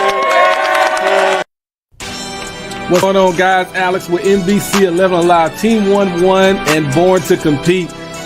Top youth plays of the week. Let's get into it. Aiden Roseman from William Walker, a.k.a. man, we just still call it Ben Hill every now and again, all due respect. Look at Aiden hit down the right sideline. This was a big game, too, against Fayette County Blue Devils. Two teams ranked in the top 5 going at it.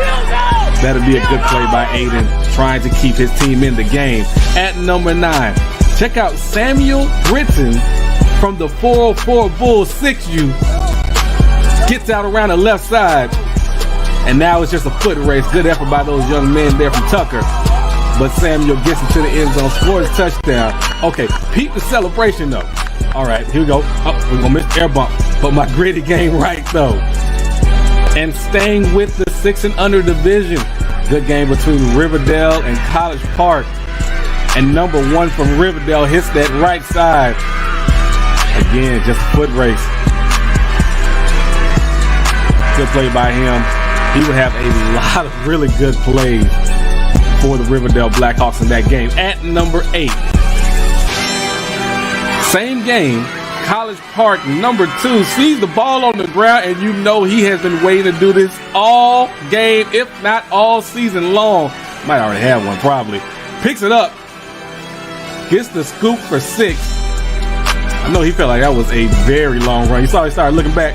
But then here, same game, number 44, Riverdale Blackhawks. Peep the coach. No, I need energy like this. People got to start cheering for me like this. Man, if I don't get nobody cheering for me like this, you're not a real friend, man. Coach ran all the way down there with him. Way to celebrate the kids. Good effort by the College Park kids still running with him at 6-0. At number 7, older kids here, 7th grade. Check Maddox Davis climbed the ladder and oh my goodness. That is a heck of a catch. Last year's B2C receiver of the year. At number 6, number 11, I like him at quarterback. Gets around the right side, breaks a couple of tackles, and this will be the only touchdown of the game. Did you watch his man there put his arm up already, signal touchdown for him? Good teammate. At number 5, watch number 10 from William Walker go around the right side. Doesn't see anything open. This is just good, tough running, great vision. I like that right here. Watch the teammates celebrating with him. Everybody's excited. Get the energy going. Good run. At number 4, number 1 from Sutton is a bad man out there on that football field. I don't care what you say. I don't care what you do, how you feel about it. Yo, I love the energy he plays with. Every game, he's going to get it done. Team came up short, but Lord Jesus, he gave some great effort out there. At number 3, check out Lathonia's Armani Michael. Runs to the left, tries to get something going, comes back to the right. Finds the man in the end zone open. Lithonia would win a big game against a ranked Sailor. At number 2, watch number 5. Gets the pick. Hey, tell you what, it's not just good enough to get the pick, but let's do something with it. Makes a couple of people miss. Reverse field a little bit. Gets it to the end zone. Stevenson remains one of the top teams in the country. And at number 1, there is nothing better than a game winner. 2 minutes left in the game. Fayette County taking on William Walker. Fayette County down. They get the ball in the hands of Kevin Jabavu from Fayette County. And that will prove to be the game winner as Fayette County, ranked number 5, would knock off number 4, William Walker, in a great game, man. Those are your top plays of the week. Make sure you send your top plays into our social media platforms, Twitter, Instagram, and Facebook.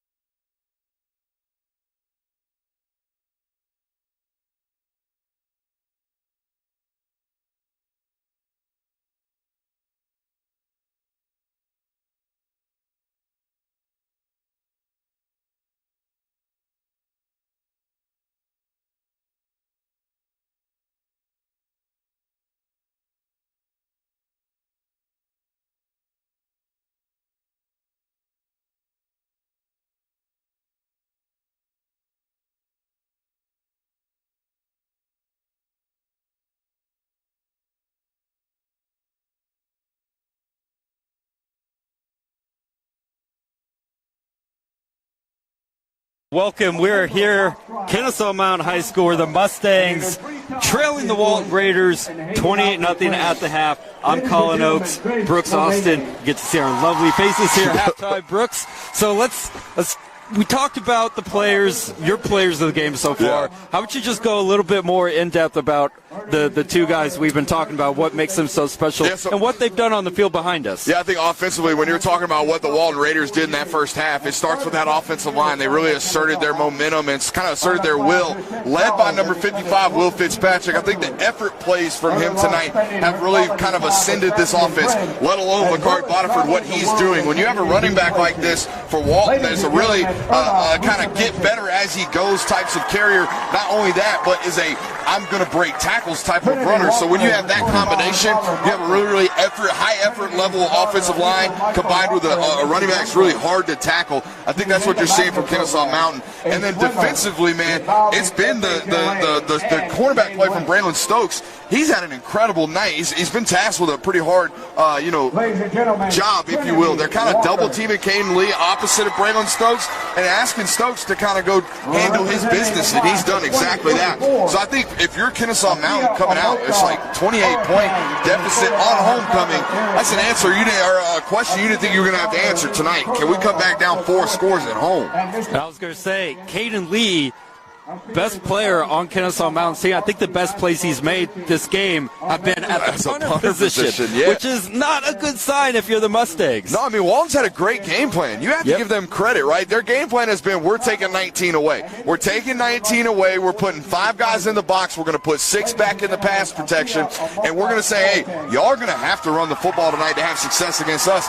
And Kennesaw Mountain has not ran the ball successfully, even against really, really light boxes. So if you're thinking as an offensive coordinating staff, hey, how do we get points on the board? The option was to run the football in the first half. You had to be efficient as a Kennesaw Mountain offense against really light boxes. They were unable to do that. Now you're in a position where it's must score every time you touch the rock, and you can't really run it because you're running low on time and possession. So a really, really tough kind of situation right now for the Kennesaw Mountain football team. But they've got to respond. 6-0, first time they've had an opportunity to really kind of find out who they are down big in a football game. And I was going to say, the Raiders doing what very few teams have been able to do and shut down the passing attack here of the Mustangs. But like you said, down 28-0 now. You got to start taking chances if you're Kennesaw Mountain. And they started before half. They were throwing some balls down deep to Caden Lee, despite the double coverage. I feel like, do you agree that's just what we're going to see? I mean, Kennesaw Mountain was getting such soft zone that the only way they could even try to take deep shots was with double moves, right? Hitch and goes, slant and goes, things like that, where you're really trying to bait a zone defender to suck down and then run past them. The problem is they haven't had an opportunity to protect the football long enough, and protect their quarterback and keep him clean long enough to take these deep shots downfield, despite the fact that they've had guys get kind of open. And even when they did, right, Cameron Prangley threw a ball just a little bit short there to Caden Lee right before the half. Braylon Stokes ends up coming up with the interception. So everything possible went wrong for Kennesaw Mountain in that first half, and give Walton credit. They did everything. Once they found something that was working, like Novocaine, baby, they just kept giving it to him, kept giving it to him until it worked. Literally, the only thing that stopped Walton's offense was the halftime buzzer. Yeah, they scored. And the back of the end zone. That was about it. Back of the end zone and the halftime buzzer. That's the only thing that stopped that Walton run game in the first half. Scored every possession, 4 for 4, all on the ground, 3 of them to Bodiford. Do you still keep pounding the rock there, or do you? If you're Walton, there's no need to change any type of game plan. There's no need to put anything on film. You can go out in the second half of this football game and run halfback ISO, because that's about all you did in the first half anyways, and just put that on tape. All right, whoever's studying it next week, they're going to study halfback ISO for 4 quarters, because that's all Kennesaw Mountain's got tonight, and they can't stop it. So if I'm this coaching staff from Walton, do the same thing that we were doing. Defensively, there's really absolutely no need to change anything. Your game plan was suited for this. Your game plan coming into this game from Walton's defensive coordinator staff was, we're going to play the pass, and by God, we're going to stop the pass and make them run the football. So you're going to have to stop the pass in the second half here from Kennesaw Mountain. Yeah, Raiders, perfect game plan coming in, executing it to near perfection. 28-0, and I can't say that I'm gonna see. I can't imagine anything different coming out posted. I just want to mention homecoming real quick. I feel like this is our 5th straight homecoming we've been to. We've had a lot of them. It's felt like. But I think if you're Coach Bruner and this Walton staff, though, you got to be really, really proud of the way that your football team responded last week against that North Cobb team, putting up 6 points and really getting kind of handled, like really handled for the first time all season by a team that was better than you that night. To come out here again and play this well against a football team at Kennesaw Mountain, who I don't think Walton is a 28-point better football team than Kennesaw Mountain, right, in terms of talent. But tonight they have been. Tonight they have executed 4 scores better than Kennesaw Mountain. Yeah, and we will see if things continue coming up here in the second half. I got to imagine they do. But also, I want to ask, How close have you been following the other games around? Because we got the big one. Yeah, there's the big one out there in Buford that seems to be relatively tight right now. Yeah, last time we checked. But yeah, so the Mill Creek, number 1, number 2, we got Caleb Downs, we got Justice Haynes from Mill Creek. Got Buford. Nick Saban, Kirby Smart, Dale McGee on the sideline out there, so I'm told. Really? Yeah, like a lot of stars. Actual head honchos, not the. No doubt. Wow, that's got to be an atmosphere there in Buford. But it's 25-6 currently in the second quarter, so Buford really handling Mill Creek right now out there at the Wolves' Den. And that's the game plan that Buford wanted to come out, like holding Mill Creek to 6 points. Another massive game here in Cobb County. Cambridge and Kell playing for the region lead right there at Kell High School. Cambridge up 21-3 midway through the second quarter there. Jefferson up on Flowery Branch 14-0. Union Grove up on Locust Grove 21-0. Colquitt stomping Camden County right now 35-7 at the half. Down there in South Georgia. Colquitt's got a daggum good squad. Watched them a couple weeks ago against Raylan Wilson and Lincoln from North Florida. Yep. Really good football team down there in Colquitt County. Coach Sean Calhoun's got that team dialed up. Grayson up 20-7 in what will probably win the region, or put them in the lead for the region, rather, out there in Gwinnett County. 7A up 20-7 on South Gwinnett. That region going to come down likely to Grayson and Parkview at the end of the season. Stay tuned. We might be at that football game later on in the year. Let's see here. Cherokee up on Osborne 21-7. So Osborne still licking their wounds from last week, unfortunately. Don't really see any snug football games outside of that. What do you got, Colin? Well, look, I was going to ask you, because this is our second game in this region 5, 7A Region 5. Yeah. We've kind of seen, we talk about North Cobb defeating, we've seen North Cobb play Westlake, play them really well. They beat this Walton team. This Walton team looks really good against the Kennesaw Mountain team that just crushed Osborne, and then there's also Wheeler to deal with. Yeah. And so how do we see this region shaping out? In terms of how this region shapes out, Walton winning this game kind of throws a wrench into everything, right? The region kind of boils down to, after this, how North Cobb handles the rest of their regular season, right? Still undefeated in the region. Got Walton last week. They will host Kennesaw Mountain next week. So we will really kind of know what the region looks like after next Friday night, because if North Cobb handles Kennesaw Mountain, then you pretty much have the region solidified, right? Yep. North Cobb will likely go on to win the region next week. But if Kennesaw Mountain finds a way to ultimately beat North Cobb next week, then I don't really know how the tiebreaker goes, because everyone's got a loss at that point in the region, right? So if that's what happens, which it very well could. We've got 3 really, really good football teams in this 5A region right here in 7A. So it's going to come down probably to the last couple of weeks, but I think next week's kind of the answer based off how this is shaping out right now. We're going to have a 3-way kind of who's going to win at the end of the season type of environment here in Region 5A. No, I tend to agree. It's going to come down to, this Walton team, I don't know how this Walton team that we've seen tonight lost 33-6 to North Cobb. It doesn't really make sense. I saw Shane Queen last week and just kind of shook my hand and go, who did your football team turn into last week? The daggone 85 Bears? Because for them, y'all have seen this Walton offense. This Walton offense can do it, man. They can score. They can score with anybody. To put 6 points up on that football team, and it sounds like from what we've heard, it was mostly winning in the red zone last week is what North Cobb was able to do, get stops and kind of make Walton stall out in plus territory. But to be able to do that for 4 quarters, man, hats off to that North Cobb Warriors squad. That's a really tough offense for Walton to be holding like that. Yeah, and I do not envy the region that has to cross over this region, though, in the playoffs. No, that they'll third be battle seed, tested that for third team going on the road, that's going to be a tough out. Yeah. You're going to be a team that finished second or maybe even first in your region, catch this team or one of these teams out of Region 5, 7A, and you're going to be like, holy smokes, that team lost 4 games in the regular season? What happened? Tough region. That's what happened. Really tough region. Walton did not win their region, made the state semifinal last season. It feels like we could very well see something like that coming out of this Region 5. So we got the homecoming festivities winding down. Are we going to go to a game where the team, the actual team hosting homecoming is going to win. I think we're 0 for so far this season. Dude, we're 0 for like the last 3 or 4 weeks and just calling good games. We hadn't had a close game in a good minute. We started so strong. We did. Like even that Buford game we called against Carver, like that first half in that football game was electric. Like we had some really, really good calls. And the next thing you know, Justice Haynes has 3 touchdowns in the third, and it's a snoozer midway through it. But nah, man, I think, as the season progresses, you got, it's high school football, right? So you got teams that have real highs and real lows. I think tonight we're catching a low from Kennesaw Mountain. This is not who this roster is, not who this football team is. And I think that's probably what Coach Carmi is kind of the message, if you will, at half right now is that's not who we are. That's not our football team. Let's go out and play 2 quarters like we know how to play football. Yeah. They like you said, this is not talent-wise, this is not a 28-point spread. This is just very good game plan for Walton.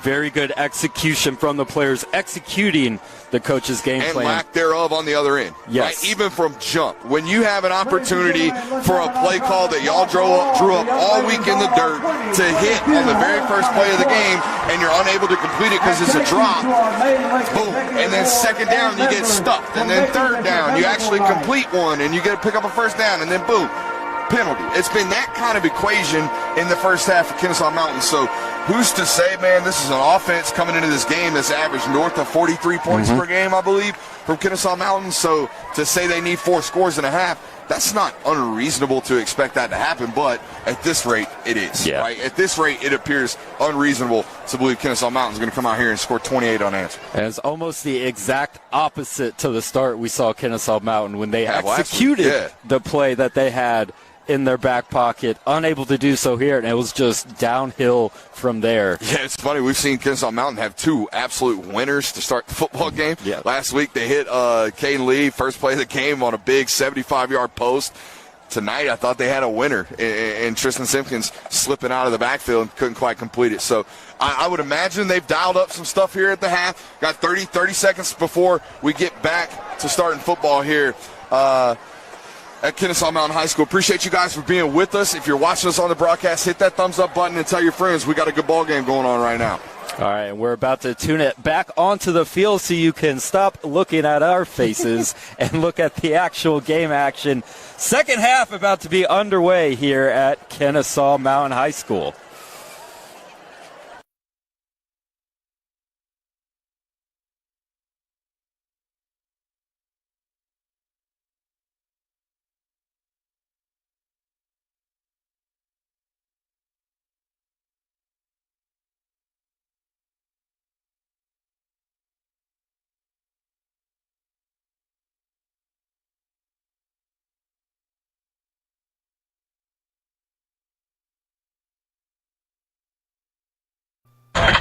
What it sound like?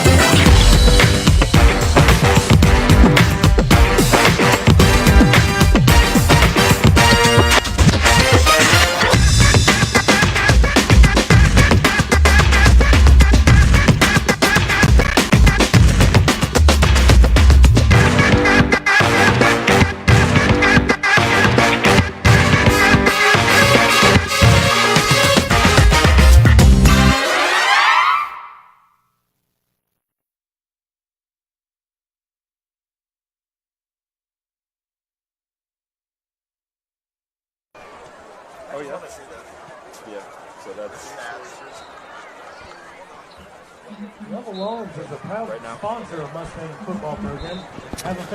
And we are about a minute away from the second half kickoff here at Kennesaw Mountain High School. Walton Raiders up 28-0 over the Mustangs. We'll see what Coach Carmine had in his halftime speech. Kennesaw Mountain, you would think, would be just such a good offensive team. Be very tough to keep him with the goose egg on the scoreboard for the entire 48 minutes here, 12-minute quarters in high school. Gotta imagine Kennesaw Mountain's going to come out here with something for the Raiders. But will it be enough as the Raiders' offense, and in particular their run game, and Makari Butterford unable to be stopped? 3 touchdowns in the first half. 4th touchdown QB draw from Heklinski. Heklinski not having to do a lot himself with the arm. It's been all on the ground for the Raiders. And when you're getting 4, 5, 6, 7 yards a pop, why change that? Getting the breaks, the 70-yard touchdown run there by Butterford as well. Everything clicking for the Raiders here at the Mustangs home field. And the Raiders will receive the second half kickoff here momentarily. Homecoming festivities have been completed. Congrats to the homecoming king and queen. Do not know your names, but that's all right. We are here ready for action. Very, very excited to see the adjustments made in halftime. As we said, if you're here for the halftime show, this is not a 28-point differential in terms of talents. These teams are a lot closer in the grand schemes of Georgia high school football than this current score will indicate. And Kennesaw Mountain, they have a lot of pride. They are 6-0. They're not going to go down without a fight. They are going to come out and do the best they can here to try to get something on the board. I got Alex Benson here joining me. Alex, how are you doing? Man, life's fantastic, man. You know, I'm filling in for my buddy Brooks. He said he had to do a number 6. A number 6? I'm not even sure what that is. I don't even know. I want to know what's going on there, but I'm happy to have you here as people are tired of listening to me and only me speak. So thank you, Alex, for joining in Brooks' spot. And we are underway here. Second half kickoff. It's recovered at the 10 and cutting up the field, trying to get the edge and unable to do so, being taken down. So good start on special teams for the Mustangs. Raiders going to have a long field to open up the second half. You know what it looks like? Kennesaw coaching staff went into that locker room and said, look, I don't care what the score is. I mean, I obviously know the score is 20-0. Yep. But they tell them, look, I don't care what the score is. Let's take care of first down. Then when first down's over, let's take care of second down, and so on and so on. And let's dominate where we're at. That's all they can do. Let's win where we're at, and that's probably what they're looking to do. And if they keep chipping away, they might be able to find themselves back in the game. Yep, it's one play at a time. That's all you can do. Just keep it simple. And here's the handoff to Bodeford. Bodeford not able to get a lot of room. Mustangs defense is holding strong here, at least to start here in the second half. Yeah, you know, still 3 to 4 yards right there.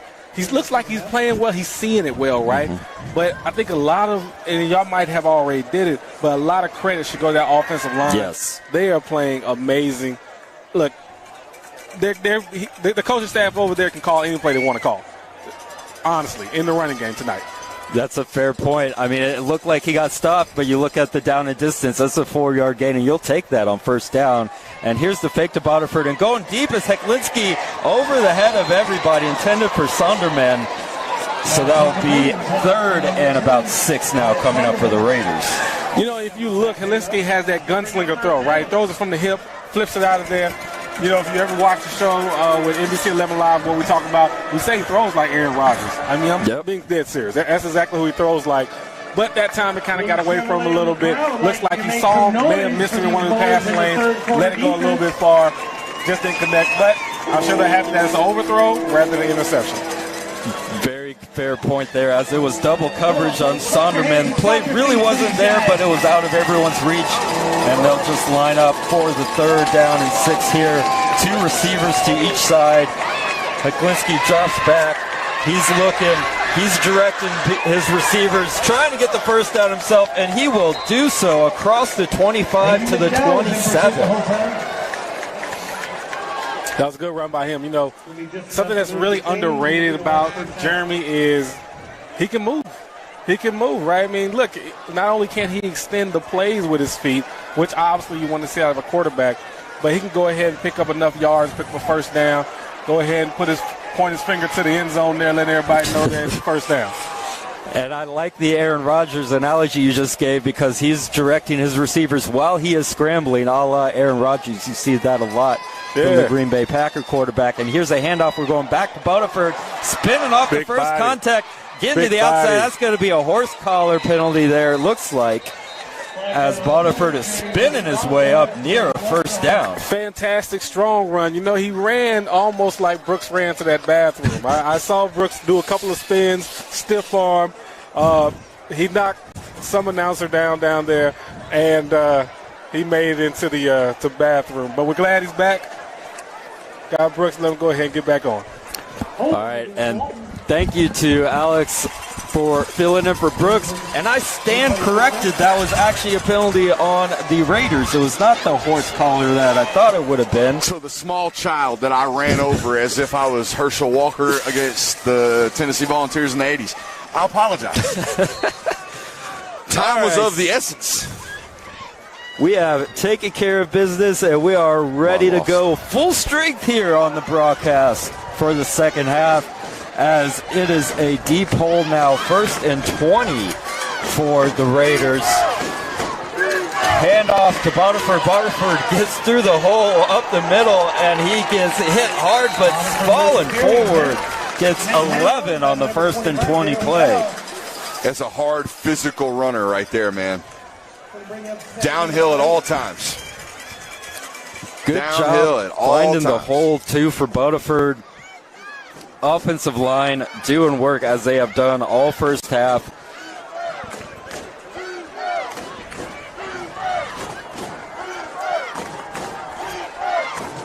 Got 2 receivers lined up to each side. Butterford to the left of Heklinski. 2nd down play. Fakes the handoff. That was actually Williams in the backfield, and off the fingertips of Hunter Teal, bring up a 3rd and 8. That's what you need for Kennesaw Mountain. You got to start stacking stops as a defense, right? Got to get that ball back as fast as possible to your offense, who's got quite a lead to overcome right here. And props to the scoreboard technicians getting that up and running. We got a time, and it's 9:30 here in the 3rd quarter. You know what, Colin? That's what I like about you, man. Always giving props, even though they were completely off their game the entire first half. And here is Heklinski to Williams on the screen. Williams trying to get to that first down yardage, and he is very, very close. I think they're going to give him just enough. Absolutely backbreaking. I feel like we've seen Walton convert 3 of those now, right? 3 3rd and 9 pluses where they make a guy miss an open field, or they just do one thing that it requires to pick up the 9 yards and convert a first down and move the sticks on what has in the first half been scoring drives. They did it twice on scoring drives. Here we'll see what happens as they convert another 3rd and long. And here's the fake handoff, and Heklinski's going to keep it himself, and he slides down for about a gain of 1. That was 100% Jeremy Heklinski just pulling that ball. He did not have an option to pull that. That was not a read option. That was a standard give. He pulled that ball because it was about to get blown up. That was just him making a decision right in the heat of the battle. Yeah, it definitely looked awkward, to say the least, and that was the case. The play was not there. Heklinski protecting his running back, avoiding the loss on the play. Instead, it goes down for simply no gain. And here's Butterford backing up, getting the screen pass out into space, and good open field tackle there for a gain of about 4. first time all night, I felt like Bodiford might have made a bad decision with regards to a cut on a play. I thought he had Hunter Teal with outside leverage on his defender right in the alleyway right there, right where they were trying to attack, right? Throwing that halfback swing screen. If you watch Georgia play it on Saturdays this year, you've seen that, a heavy dose to Kenny McIntosh, for example. That play was designed to hit outside for Bodiford to cut it back in. He just ran into defenders. So here's another third down opportunity for the Mustangs to get off the field. Heklinski is looking for receivers. He's directing traffic, finds Teal at the sideline, and he makes the catch. Inbounds, another back-breaking first down if you're the Mustangs. So it's kind of funny. Obviously, I know these coaching staffs every once in a while when we go to these football games. These two staffs I see quite often. Both of them came up to me before the game. Hey, what do you think? What do you think about tonight? The first thing I told Coach Carmine is watch out, third and long. If you watch this football team and really track their flow chart, you'll understand that, Jeremy Heklinski kind of gets bailed out by Hunter Teal a lot on third downs, a lot on scrambles. That's his go-to guy. It's a guy they've been playing together with for a long, long time. It's his safety blanket. And here's a handoff to Bodiford. Bodiford running into no opposition, and it's a fumble, the football. That was a heck of a play by number 33. He was running clean and free, and the fumble was forced by Michael Bell. Kyle McKinney, number 33, did a great job on that play, fighting through a hold from Hunter Teal, continuing to pursue and picking up that football as it popped out. You're correct. Forcing the fumble was important, but had there not been an effort play from, again, Kyle McKinney right there, they probably don't fall on that ball. Big play by the defense. So here is a break that the Mustangs needed, and now it's up to Prangley and the offense. It's actually Kyle McKinney who forced the fumble. Great play by 33. McKinney forced the fumble, yes, and it was Michael Bell diving. 33 forced, 23 recovered, and now it's number 3, quarterback Prangley, taking the snap. Like most offenses would say, I want to take a shot right now, but you can't. Walton has 3 defensive backs, plus 10 yards off the line of scrimmage. I mean, they are playing you deeper than any football team's played you all year with regards to coverage. Heck, they even have Ashton Woods completely out of the box right now. That is something you do not see very often. I mean, it's a 6'4" thumper that is their Mike linebacker standing completely outside of the box right now with a 4-man box. 3 down linemen for the Raiders. Prangley's going to hand it off to Jenkins. Jenkins is going to find space to the outside, and he spins up to the 40.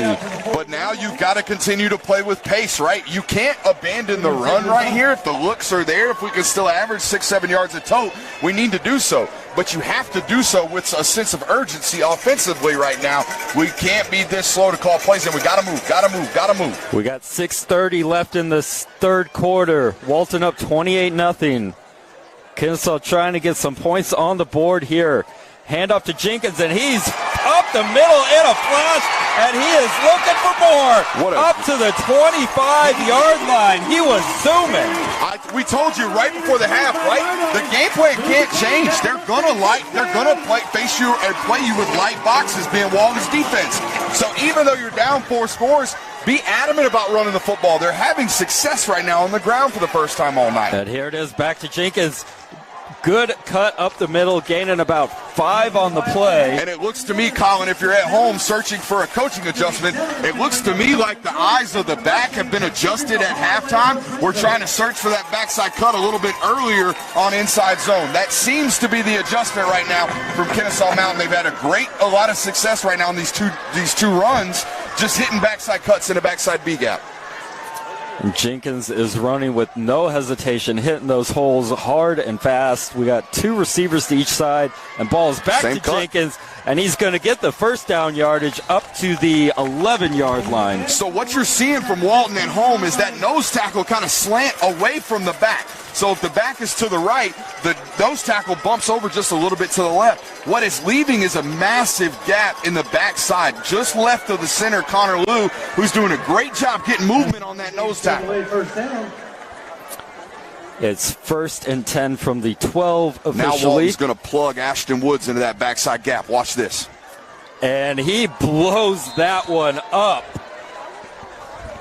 That was Looked like 34 I was from going Walton. to see, checking the number. There's about 4 Raiders who just blew that play up before it even started. It's a great adjustment from Walton. They're just flooding where they're where they're not, basically, right? If they've been hitting that backside cut a bunch, they're letting you know that that's been the adjustment. Let's flood the adjustment, right? Let's hit that backside cut with a lot of pressure. That's what they just did right there, and it looks like they're doing it again, bringing Wendell Gregory off the left side of your screen. Second down now. Handoff to Jenkins. Jenkins finds space. He gets up inside the 10 to about the 8-yard line. You're in 4-down territory right now, so even though it's 3rd and 6, you have an opportunity to pick up a first down, but you have 2 downs right here to score because you're in must-score territories as the clock ticks below 4.5 minutes right now in the 3rd quarter. First down is at the 2-yard line. So it's not 3rd and goal, 3rd and about 6. My math is correct. Called a 6.5. 6.5. So we got 2 receivers out to the Caden far Lee side. tight right here. That's interesting. Yep, Caden Lee check, and it's looking to the big tight end, going up and grabbing that.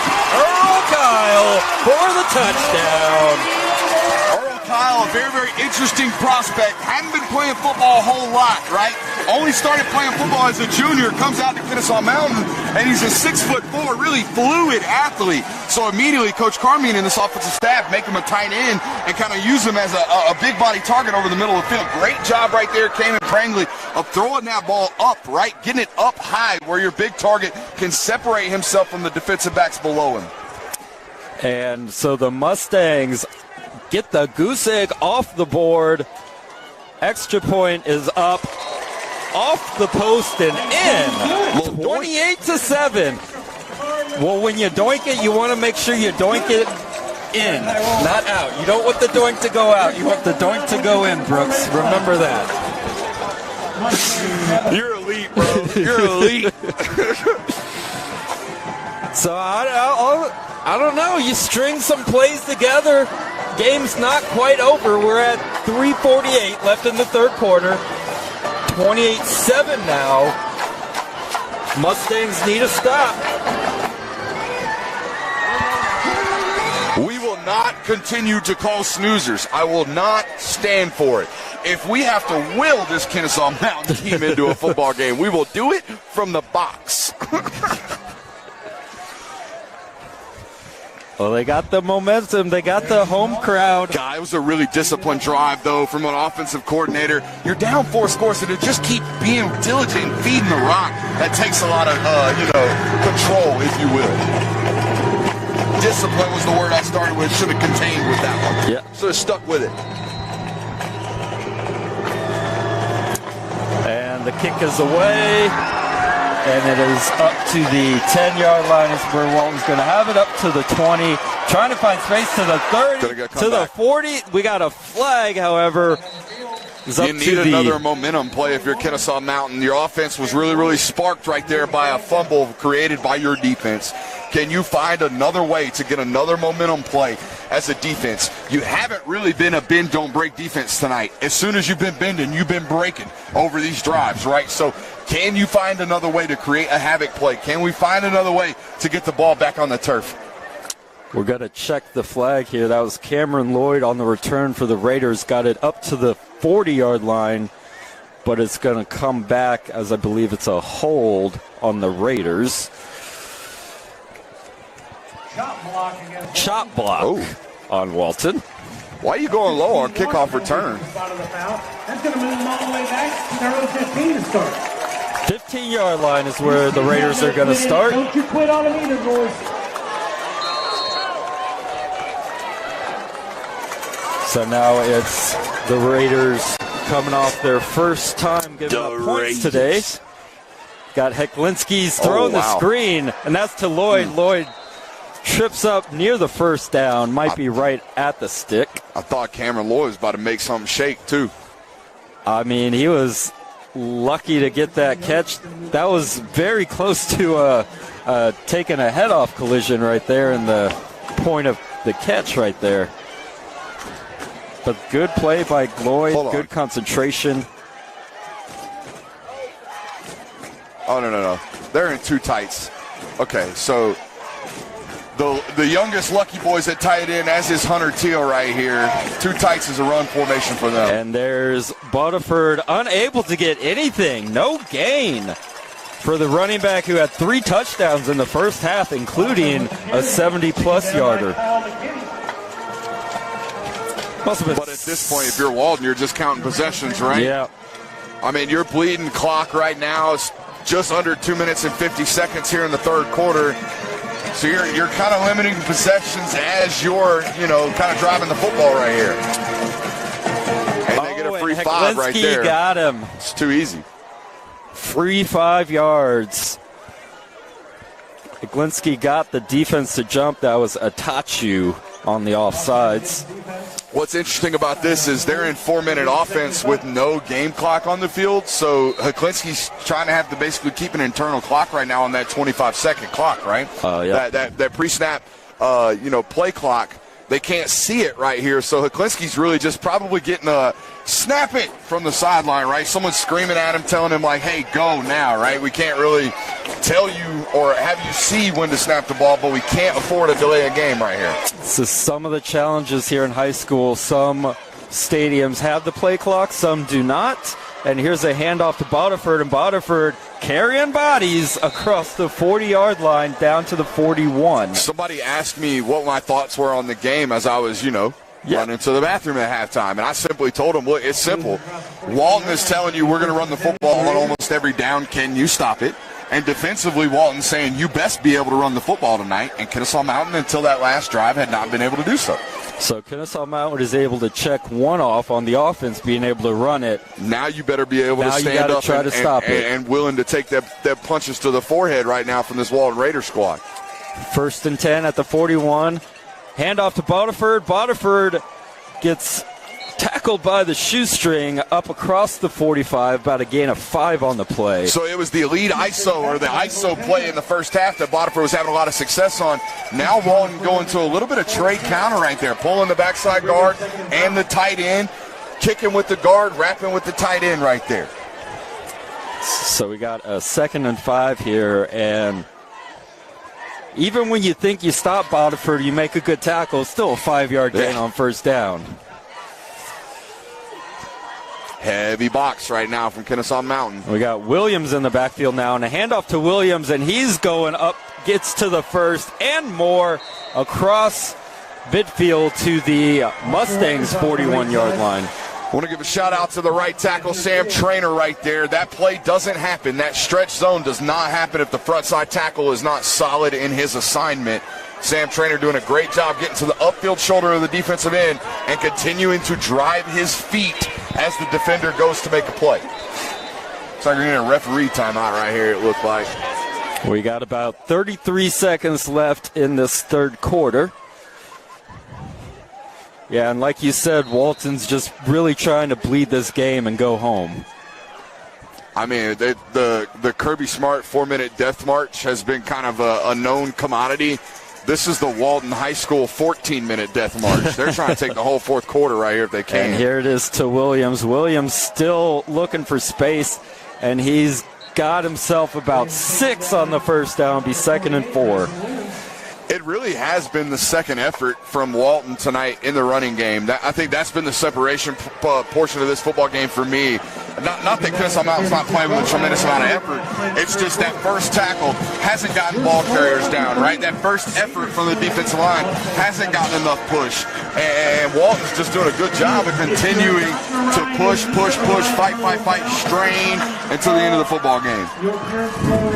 We've been talking about Alex Benson, born to compete. This guy knows talent, right? It's what the whole broadcast is here for.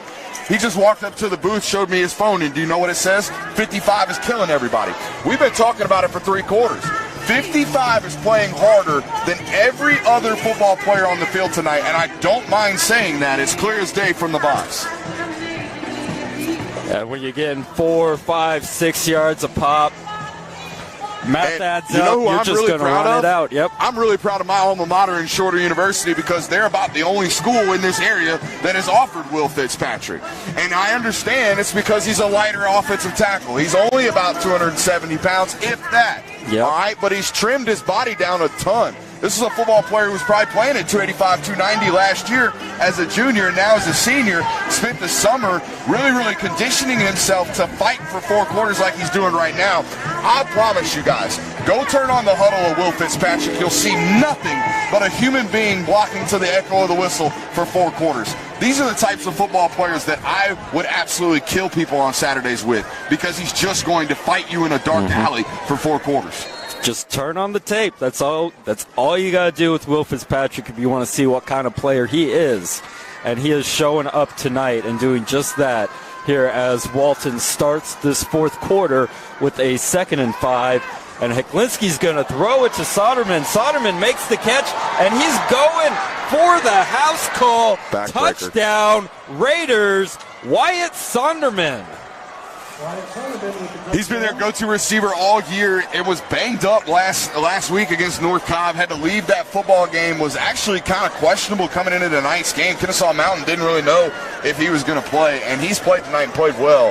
Heklinski finding him there on what looked to be a dig, and he does everything after the catch, running about 20 yards after that ball's in his hands for an easy score. So they just lulled him to sleep. So much for running out the entire 4th quarter. They're just going to take the first play and go to the house. Extra point is up and good, and so it's now 35-7. Raiders back on top by 4 touchdowns. So this is an opportunity as a Kennesaw Mountain coaching staff to make sure that your football team understands that the region really just started last week, right? Even if you lose this football game tonight, you go handle your business next week against North Cobb, and you're in the driver's seat for this region. So those are the things that you've got to be very careful about as an offense and as a defense right now for Kennesaw Mountain. Can't have negative quarters or negative halves right now when the season is very much so still in front of you. Yep. Right here, hosting North Cobb, like you said, Kennesaw Mountain. An absolute thrasher of a game next week here. Very good game. Walton, meanwhile, travels, or actually will host Cherokee next week before going on the road to Osborne and closing out at home against Wheeler. Offensively, you have to be 100% in no huddle at this point, okay? On the ball, moving really fast, okay? Playing fast and moving the football rapidly. That has to be the MO right now if you're this Kennesaw Mountain football team. Cannot waste time here at all. And you're already having possessions ripped from you from this Walton offense. Another directional kick by Alex Rupp. Fair caught at the 31-yard line is where the Mustangs will start. Kickoff, fair cut by Jalen Allen. This is where being a senior-led offense is kind of advantageous, right, for Kennesaw Mountain. You got really talented wide receivers. You got a senior quarterback who's been with you and kind of brought you to where you are now as a program, right? Been your face. You got a center in blank and Connor Liu right now, who's going to Miami, who again has been a face of your program. Y'all got to go fight. Y'all got to go fight for a 4th quarter right now that looks out of hand and see if you can get it crawled back into a reasonable football game here. Touchdown drive on their last time out. We'll see if they pick up where they left off on offense here. Interesting formation. It's a formation that says we're running the ball. And there it is up the middle. This is Simpkins. Brian Simpkins. And here's what I was seeing, guys at home and guys and gals at home. I saw a stacked formation with the wide receivers down at the bottom of the screen, like way outside. So far so that they were just literally there to take people away from the box and stretch it as far as they can. Additionally, saw the tight end on the line of scrimmage and Caden Lee brought into the box. A very similar formation here, except now the spacing just looks a little bit different, right? Not as stacked at the bottom of your screen. And here's Prangley in the pocket, scrambles to the outside and just throws it away rather smartly. Takes a hit. No flag on the play. Confused what was going on there. It looked to me like Caden Lee thought there was a run play. He was stuck blocking the corner instead of running a route. Caden Lee's a patient route runner. He's not that patient. It looks like they busted a route right there on 2nd and long. Yeah, someone did not get the call on the play there. Little miscommunication results in a throwaway by Prangley. So bring up 3rd and 8 now for the Mustangs. We got exactly 11 minutes left in this ball game.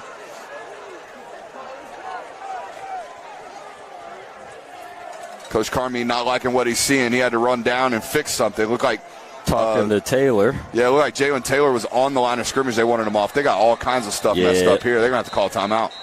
A lot of confusion on the offense. Mustangs will take a timeout. Coach Carmine immediately pointed to his shoulders there. Looked like they maybe busted an assignment in terms of just getting the formation called in there. Looked like there was some confusion on the far side of the field. So it's 3rd and 8. Ball is on the 33-yard line for the Mustangs. We've got 11 minutes left in this game. You know what I didn't even notice, Colin? I didn't even notice the fours get put up. Did you see anybody put the fours up? No. Sorry, all of them. That's the second straight week. I remember last week at Osborne, we were literally the only ones putting the fours up. With you. I wouldn't have even been there if I was an Osborne Cardinal fan in the middle of the fourth quarter last week. Yeah. I mean, they show up for homecoming. And then took the midnight homecoming's done at halftime, right?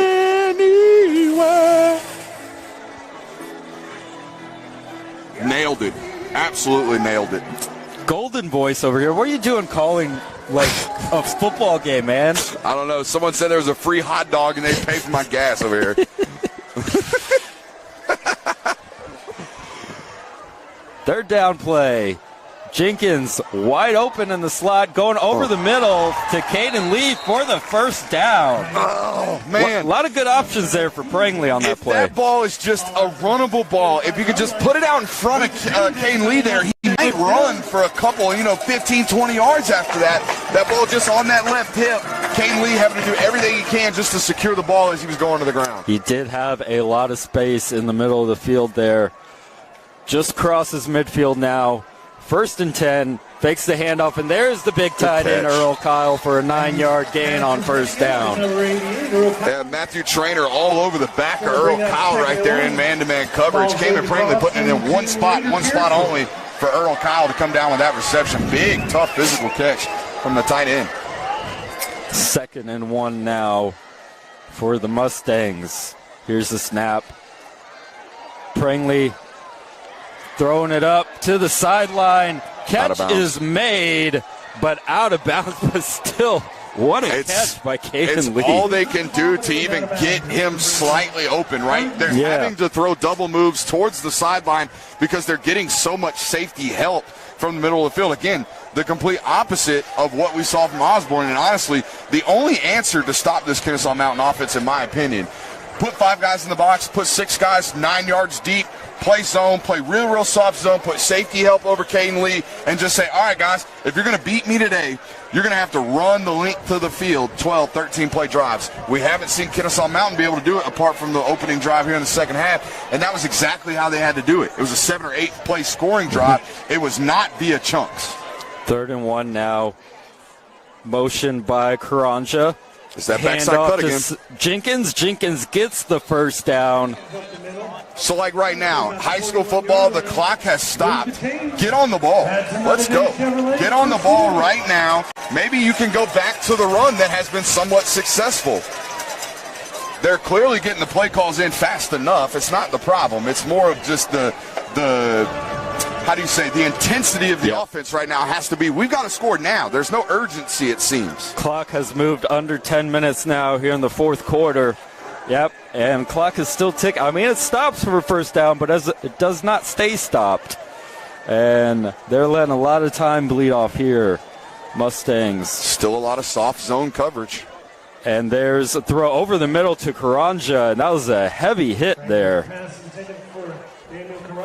That was Matthew Trainer.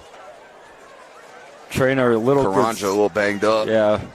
Trainer checking over on Karanja. Being like, hey man, nothing personal. Just doing my job. But yeah, that was a hefty hit. That was a little bit different of a tone than Trainer had in the first half when he got called for a personal foul. Just a little bit. Just a tad bit.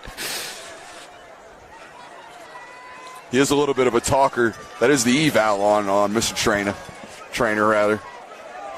Well, confident football player. I was going to say, you could talk when you back it up. and he does certainly do that. And here's Jenkins finding the outside, hand on the ground, getting up near the first down. We got a flag on the play. I think they're going to get a sideline warning maybe on Kennesaw Mountain, perhaps. I don't know. They're talking to Kennesaw Mountain's head coach on the penalty, but they're definitely calling it on Kennesaw Mountain. That was interesting to see. They pulled both the backside guard and the backside tackle and the tight end from the backside. They pulled a whole bunch of people on that. Typically, that indicates a busted assignment. Normally, there are not two wrappers. For those of you sitting at home wondering how counters ran. Down, full kick, and wrap. Illegal formation. So that's going to erase that run. Backs them up 5. So now it's a 2nd and 15. Wendell Gregory getting an opportunity to rush the passer here down on the bottom of your screen, number 1. Keep an eye on him. And getting the ball off, but Gregory perhaps forcing the high throw, getting Prangley. Sure, Prangley heard those footsteps. I'm going to tell you what. He gets asked to play so much in space, but Wendell Gregory's been virtually unblockable when he's able to stand up and rush the left tackle tonight. They have not had an answer for his ability to capture the left edge of this tackle. And he has gotten pressure every single time he stood up on the edge and rushed. See, now he's back out in space, and they may blitz him from depth right now, but typically he stands out there and plays in soft zone coverage when he's out there. When he walks down on the line of scrimmage, he's definitely coming. But right now it looks like he's got zone coverage in space. Yeah, Gregory plays the rover position for this Raiders defense. Moving him all over the field, and Prangley escapes the early pressure. He's looking downfield, making a man miss, and he's turning up the field. Look at Prangley breaking ankles out there on the football field. That's what I said about him last week. He's really, sneaky athlete. I think that term's used way too much. If you look at Cayman Prangley, you know he's an athlete. Come out here and get eyes on him. He's 6'2", 210 pounds, and he makes juice-worthy plays like that every Friday night. Whether it's with his legs extending plays, or whether it's extending plays with his legs and having enough juice with his arm athletically to throw on the run. I've always been impressed with Cayman's ability to be an athlete at the quarterback position, not a quarterback. You know what I mean? Yeah, and guess what? Penalty on the play. Yeah, we were going to admire it no matter what. Deservedly so. we were going to finish that point. Like that defender did not get juked out of his jockstrap knowing there was a penalty on the play. That was, yeah. All right, so same position here down for Wendell Gregory down at the bottom of your screen, okay? Going to get a free rush opportunity over this left tight end. The tight end's going to chip first, and then the tackle's going to come out to him. Watch this. Prangley's going to have to get this ball off pretty soon. Gregory, they doubled. Almost got there. Almost did. That was big ol'.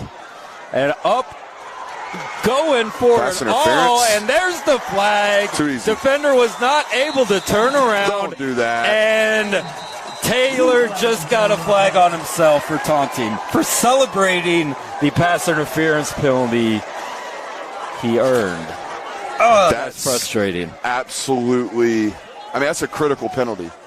That was going to be automatic first down, 15-yard penalty. Now those penalties are going to be offsetting, I would imagine.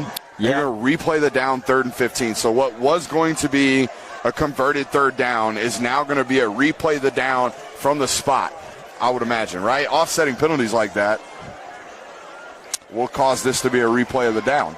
We'll have to see because those are the two calls. We got a personal foul and we got a pass interference. Does one count as a dead ball penalty, though? So that's a great question. After the play, is it now a mark off the 15-yard penalty for the pass interference and then mark off the 15-yard penalty for the unsportsmanlike conduct and mark it 1st and 10 basically from the spot that it's currently at? There's the pass interference, okay? And then you get a personal foul.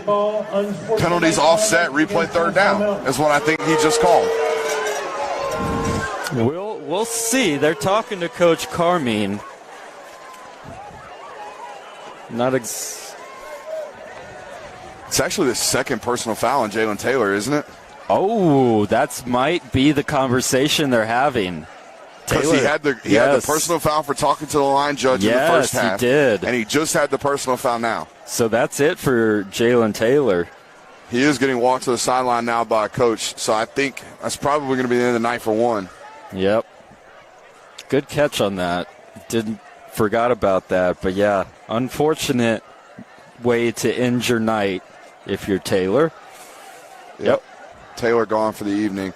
All right, so here's what the final call on that was. It was not offsetting penalties. Colin, you had a great call there. It was a dead ball penalty. So what happens here is you're going to see the line judge mark the 15-yard penalty off for the pass interference. And then they will walk the 15-yard penalty off for the dead ball personal foul. They will start over, 1st and 10, ball at the 45.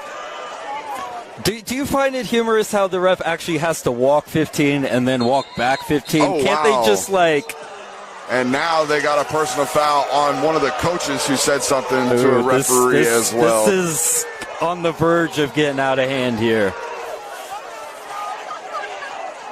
Got a lot of disgruntled fans. So if you're Caden Prangley right now would be the opportunity as a football player to kind of get your guys together and say, hey, let's have some composure here as an offense. We've still got to drive the football, right? We're still in a football game that we think we can win as an offense. All we need is 28 points in the fourth quarter. We've had quarters where we've scored 4 touchdowns. Why can't we do it now?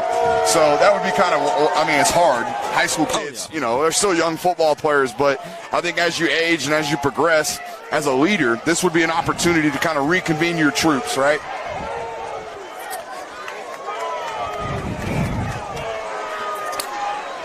Still got a lot of conversations going on the field. Got 8:17 left in the ball game here. So I don't know all of the ejection rules, but what are the rules on getting ejected in the second half of tonight's game, and how do they impact Jaden Taylor's ability to play next week against Walton? That is an excellent question. I do not know for sure. Rules? Can he play next week? That carries a first half suspension. They got Walton next week. Something we're going to have to research at a later time. But yeah, that didn't even consider that. Here's why I always thought it was a 1-week suspension if you get ejected for a personal foul. Because every high school coach in America has always told me that if I enter a field during a fight, I not only lose this game, I lose the next. Yeah. So, and it's because of the ejection rule. I don't know that to be fact, but definitely not something that you need to be having happening late in a football game where it's kind of already out of hand. For sure. Yeah. Not sure exactly the ins and outs of the rules, and that pass sails over the head of Nayland Scott, getting into the game now with Taylor being ejected. 2nd and 25 now after all the unsportsmanlike penalties. Ball back on the 40-yard line of the Mustangs. So yeah, you're just talking about getting your troops together. We could score 4 touchdowns, and then I don't know. 2nd and 25 now. Seems like no bueno. No bueno. You didn't know I was bilingual, did you? I did not. Muy español. Here's the snap to Prangley. Gives it to Jenkins going down the near sideline. The short sideline gets about what on 5. earth could this? Why is the line judge running all the way back from the left side? He just threw another penalty on Kennesaw Mountain's sideline. There's a penalty right at the 40. Yep. Being called. And is this I think there may be some under-the-breath type of sayings being thrown right now at referees that they're not exactly happy with. Dead ball, unsportsmanlike, Kennesaw Mountain. On them.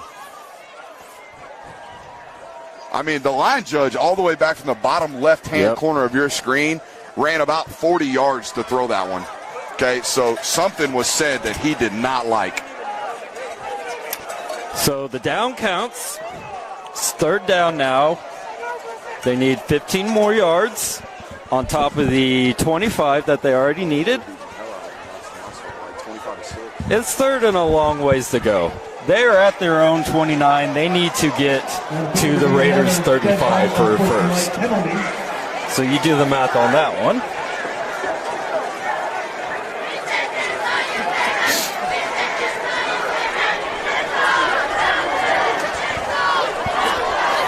We're officially down a laptop at this point, so hey, we're free calling this thing.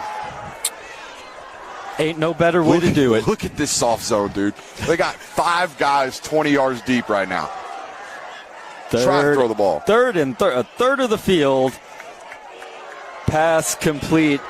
Gets up to the 39-yard line, well short of the first down. Guess who on the by tackle? Nayland Scott. Braylon Stokes.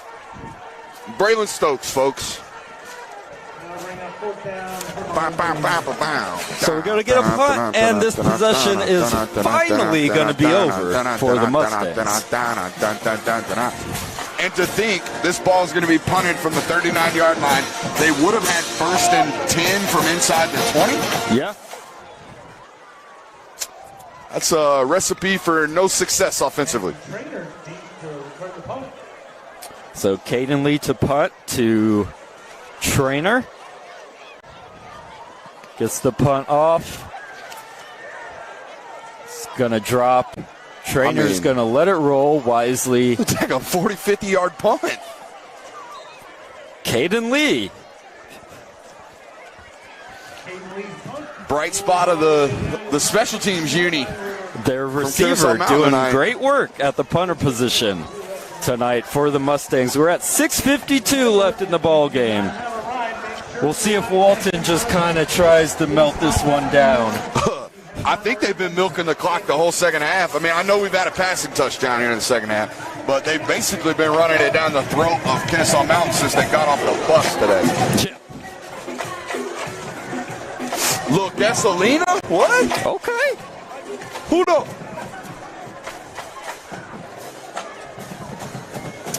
First and 10 from the 14-yard line. Here's the handoff.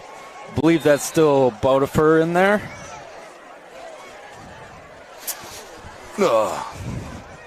Yep. Botiford with the short carry.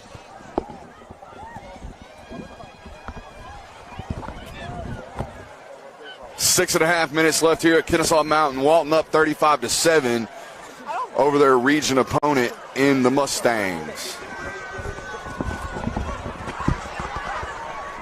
That was an interesting keep. And keeping it for just a little too long there was Heklinski taking the sack. Clock still rolling to the 6-minute mark.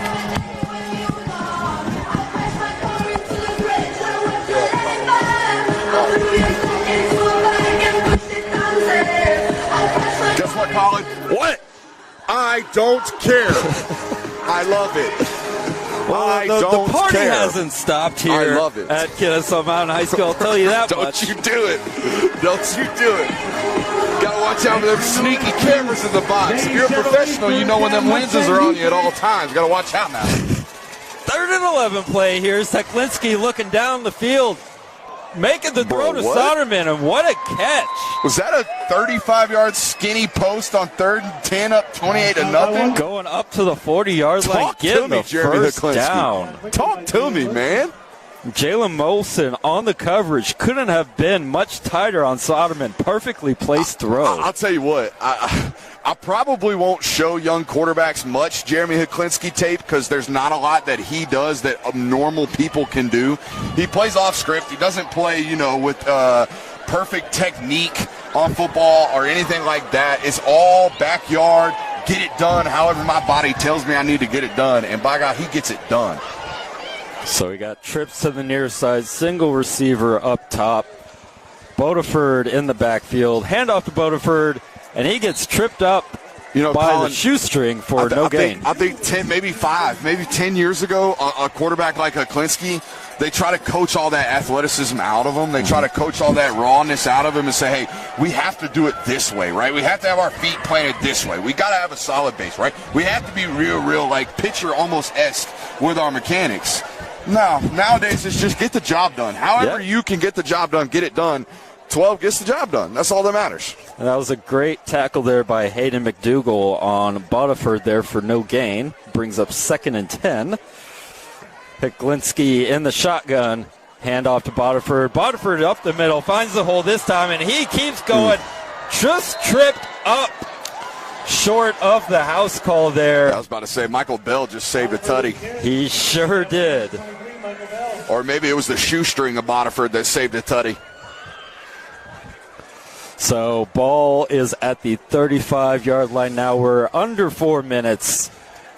You know, it's been Bodiford's game tonight, but I think this offense as a whole, and maybe even this team, I don't want to speak for the team as a whole, but the offense, I can tell, they carry themselves with the same type of confidence and swag that their quarterback does. Like, Hiklinski's probably one of the more confident football players on the field. He carries himself with that kind of swag. This offense has played with that kind of attitude and swag tonight. Could not agree more with that assessment, Austin. And here's Bodiford doing what he has been doing all game and all season, really. Just taking the rock, going straight ahead for a 10-plus yard carry. He's got to be well over 200 yards tonight, I would imagine. I mean, he's been a workhorse. At one point, I mean, the first drive of the game was 7 Bodiford carries, wasn't it? Yeah. Well, I think there was a Williams carry in between, but yeah, it was something in there mixed in.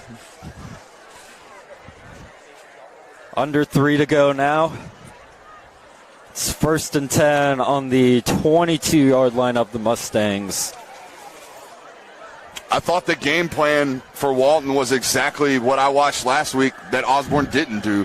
Osborne wasn't adamant about forcing Kennesaw to stop the run like Walton is right now. Bodiford is up the middle, and he's going to score untouched into the end zone. 22-yard touchdown, number 4 for Makari Bodiford. That's what we talked about to start the football game.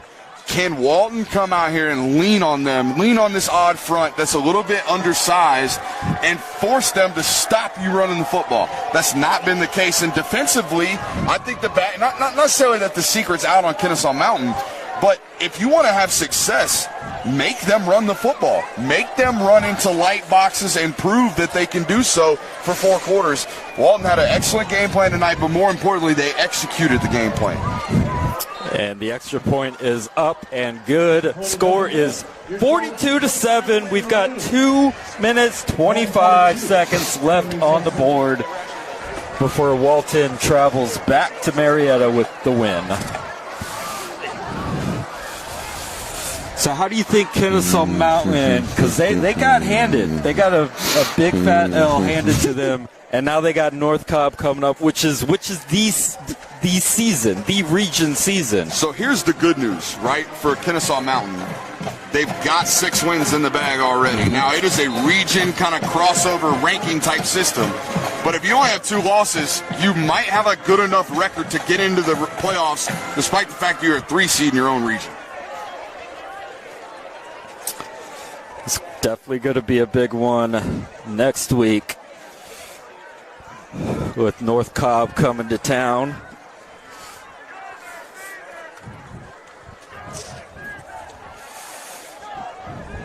Walton going back home to host Cherokee. Walton's schedule is easy breezy moving forward, man. They're going to be all right. They're going to handle their business. They got Cherokee, Osborne, and Wheeler.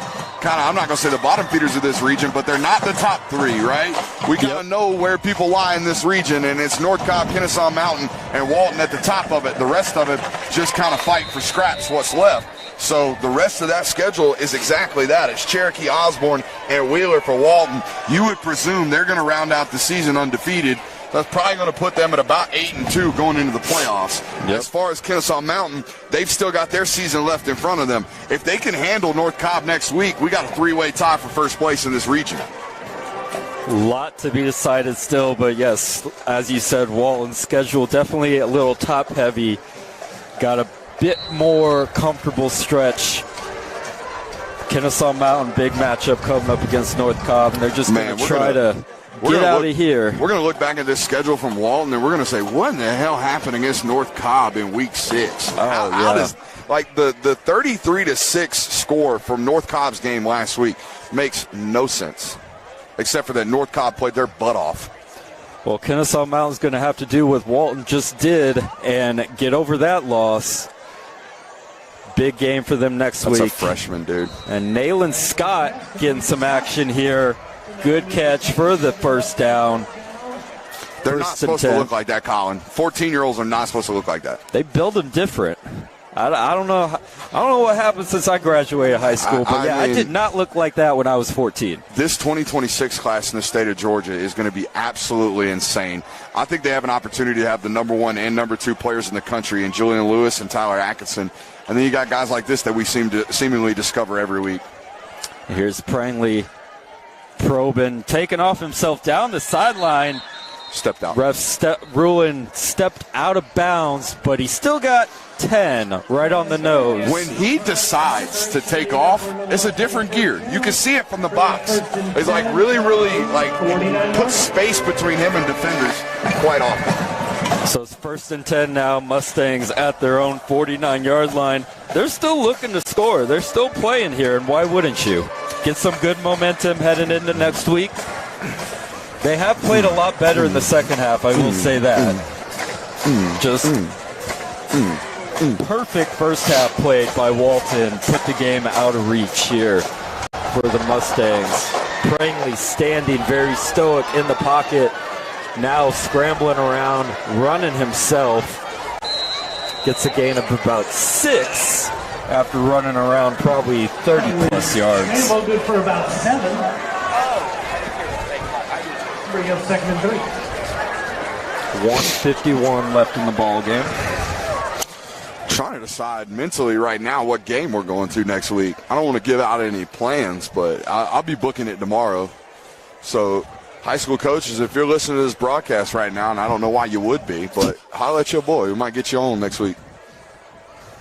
And here's the snap to Prangley. Prangley's going to throw it. Caden Lee makes the catch, gets near the 30-yard line, goes for a first down. I don't know where Caden Lee's going to end up, but wherever he ends up, they're going to get a daggone football player. I know it hasn't been his night. It hasn't been this Kennesaw Mountain team's night. They've game plan 19 out of the game. They've said, hey, we're going to double team him all night. We're going to put safety help over him all night and make you go elsewhere. He's continued to fight, and try to get open even on these delayed scramble drills. Prangley in shotgun formation. Simpkins in the backfield. Prangley looking down the field. There's Kyle, the tight end, up the middle for the first down reception. Earl Kyle. I feel like that ball was just a little bit late. If he gets that ball there just a tad bit early, a step earlier, Earl Kyle might have a chance to make a move on the safety and score a touchdown. I don't know about you, but you talked about blanketing Caden Lee, which is what I feel opponents should do. I think Earl Kyle needs to be getting more looks. And look at that great back shoulder catch by Caden Lee. As we say, doesn't matter who you put on him. But I have been impressed with Earl Kyle. He's got the size to do next level things at the tight end position. I've been impressed with his ability to catch the ball in traffic. Oh, yeah. Big former basketball players aren't really like these guys that you typically run over the middle. They're guys you try to isolate in one-on-ones. Nah, Earl Kyle's been running over the middle, taking hits tonight and catching contested balls. Ball at the 5. And Prangley's going to keep it himself for the touchdown. I mean, I think that flag right there from that back judge is a little bit unnecessary. I mean, they're going to get 17 here from Walton for a personal foul, I believe, late hit. But I don't necessarily think that was warranted. I think maybe he hadn't called a penalty all game and wanted to get him one. It's like that old myth about police officers at the end of the month, they don't reach their quota. Myth? I thought that was fact. Yeah, I don't know, but that was a let me reach my quota play right there. It'll be assessed on the kickoff.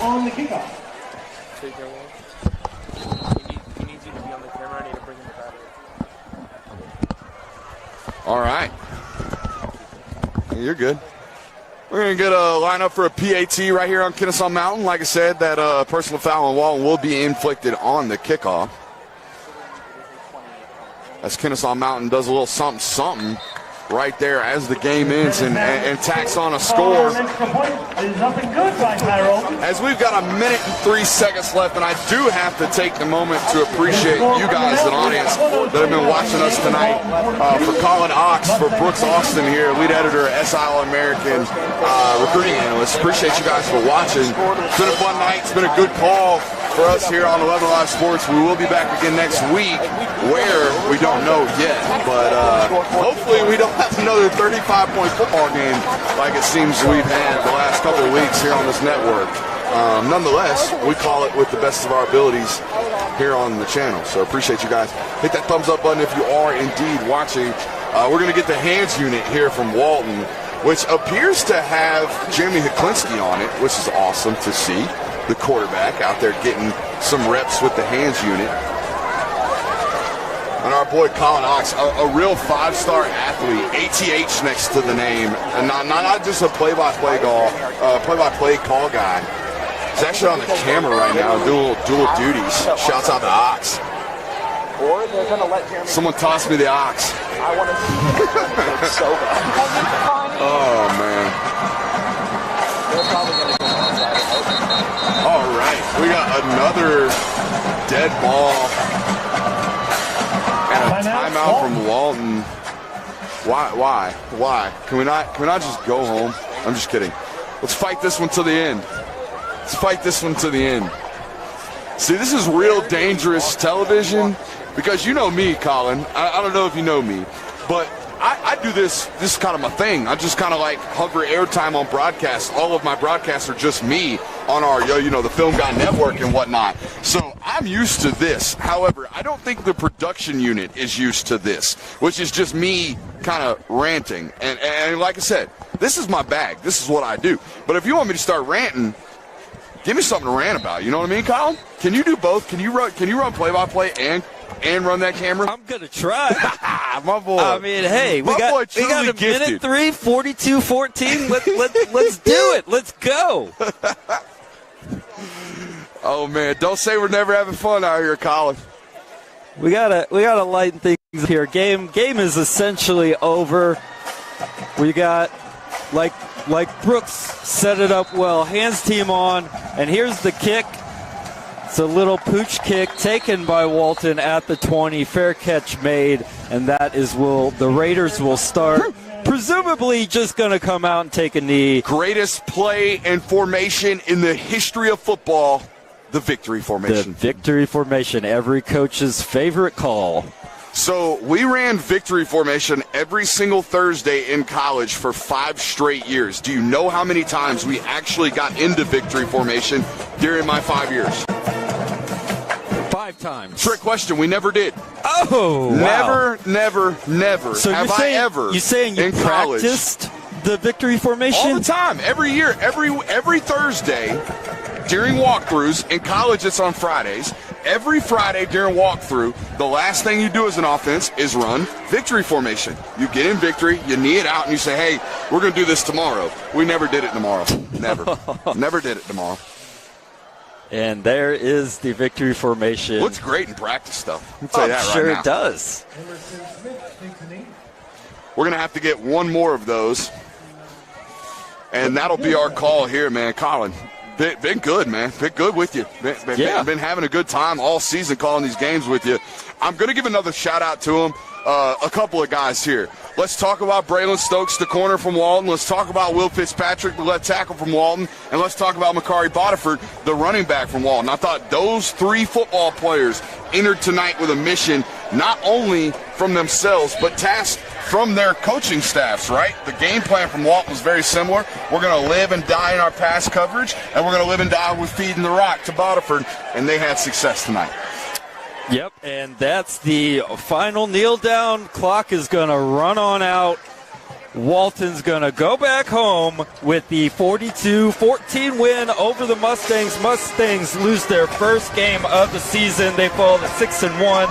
They are 1-1 in Region 5, Region 5 7A. Walton moves to 5-2 overall. Also 1-1 now in Region 5 7A. Brooks, as we wait to kick it down to the field. What do you think? You already kind of wrapped it up from the Walton perspective. Yeah. How'd you think Kennesaw came out in the second half? Because I felt they did a pretty good job for what they could do, considering the fact that Walton was able to just run. They ran out of time. Yeah, I think they were too far up the creek without a paddle come second half, right? Walton was doing such a great job of running the football that you knew you probably weren't even going to have enough possessions to get back into the football game, even if you were efficient as an offense. So I think the game plan in the second half was to come out and establish some type of run from Kennesaw Mountain. So to even have the ability to do so is a win for this football team, at least in terms of a positive note to leave a football game. And it's hard to have a positive note when you lose a game that you probably expected to come in here and win, or at least be highly competitive in such a fashion. I mean, Walton, as we said it before, they had the perfect game plan, but more importantly than that, they executed it perfectly on the field. We are efforting to get an interview with Jeremy Heklinski and Makari Bodiford down on the field. About to kick it down to Landon. Got a good setup. And all right, we're going to go down to Landon, down on the field. All right. All right, and it's a final 42-14, and we got Heklinski, the quarterback, down on the field with Landon. Landon, what do you got for us? Landon Knight reporting live from 11 Alive. I'm here with quarterback Jeremy Heklinski. Jeremy, you threw the ball a lot tonight. You had a really good game. Just talk to me on your opinion on the game tonight. We just came out firing. We had a lot of stuff to work on after that loss last week, but we were just trying to get back to the basics all week. I mean, we were 4-1 before that last game against North Cobb, and we lost that in a bad one, but we just got back to the basics this week, and that's what happens. All right, and Kari had a great running game tonight. Your O-line had a really strong performance. Just talk to me a little bit about how this helped your team secure the win. I mean, that boy East, he got 4 touchdowns, some 200-something yards. I mean, you can't stop him. I mean, he's the best running back in the state. All right, well, congrats on the win tonight, and good luck the rest of the season. Thank you so much. You're welcome. All right, Makari, you told me earlier this week that you guys needed to get out there and run the ball a lot tonight in order to get the win. Just talk to me a little bit about what made your running game so successful tonight. First, my O-line, they just did a great job, setting up holes for me, and I just trust the process and everything they did, and my OC put me in great positions. All right, and also tonight you had a really big win. Just talk to me about how this helps the confidence of your team going into the next few couple games. This boosts our confidence even more coming off that loss we had last week, and we just keep striving, like I said, and keep grinding. Go 1-0 every week. All right, and just to close things out, just talk to me a little bit about your chemistry with your quarterback. Man, I love this dude, man. Like I told you, like I said in another interview, this is my dog. I be with him every day, but yeah. Just eye bond, it just comes to the field, so we just click. All right, well, congrats on the absolutely. Hey, stop scheduling us for y'all homecoming. We 3-0. We the homecoming killers. That's all I gotta say. Yeah, all right, well, congrats on the big win tonight, and good luck the rest of the season. Thank you. Thank you so much.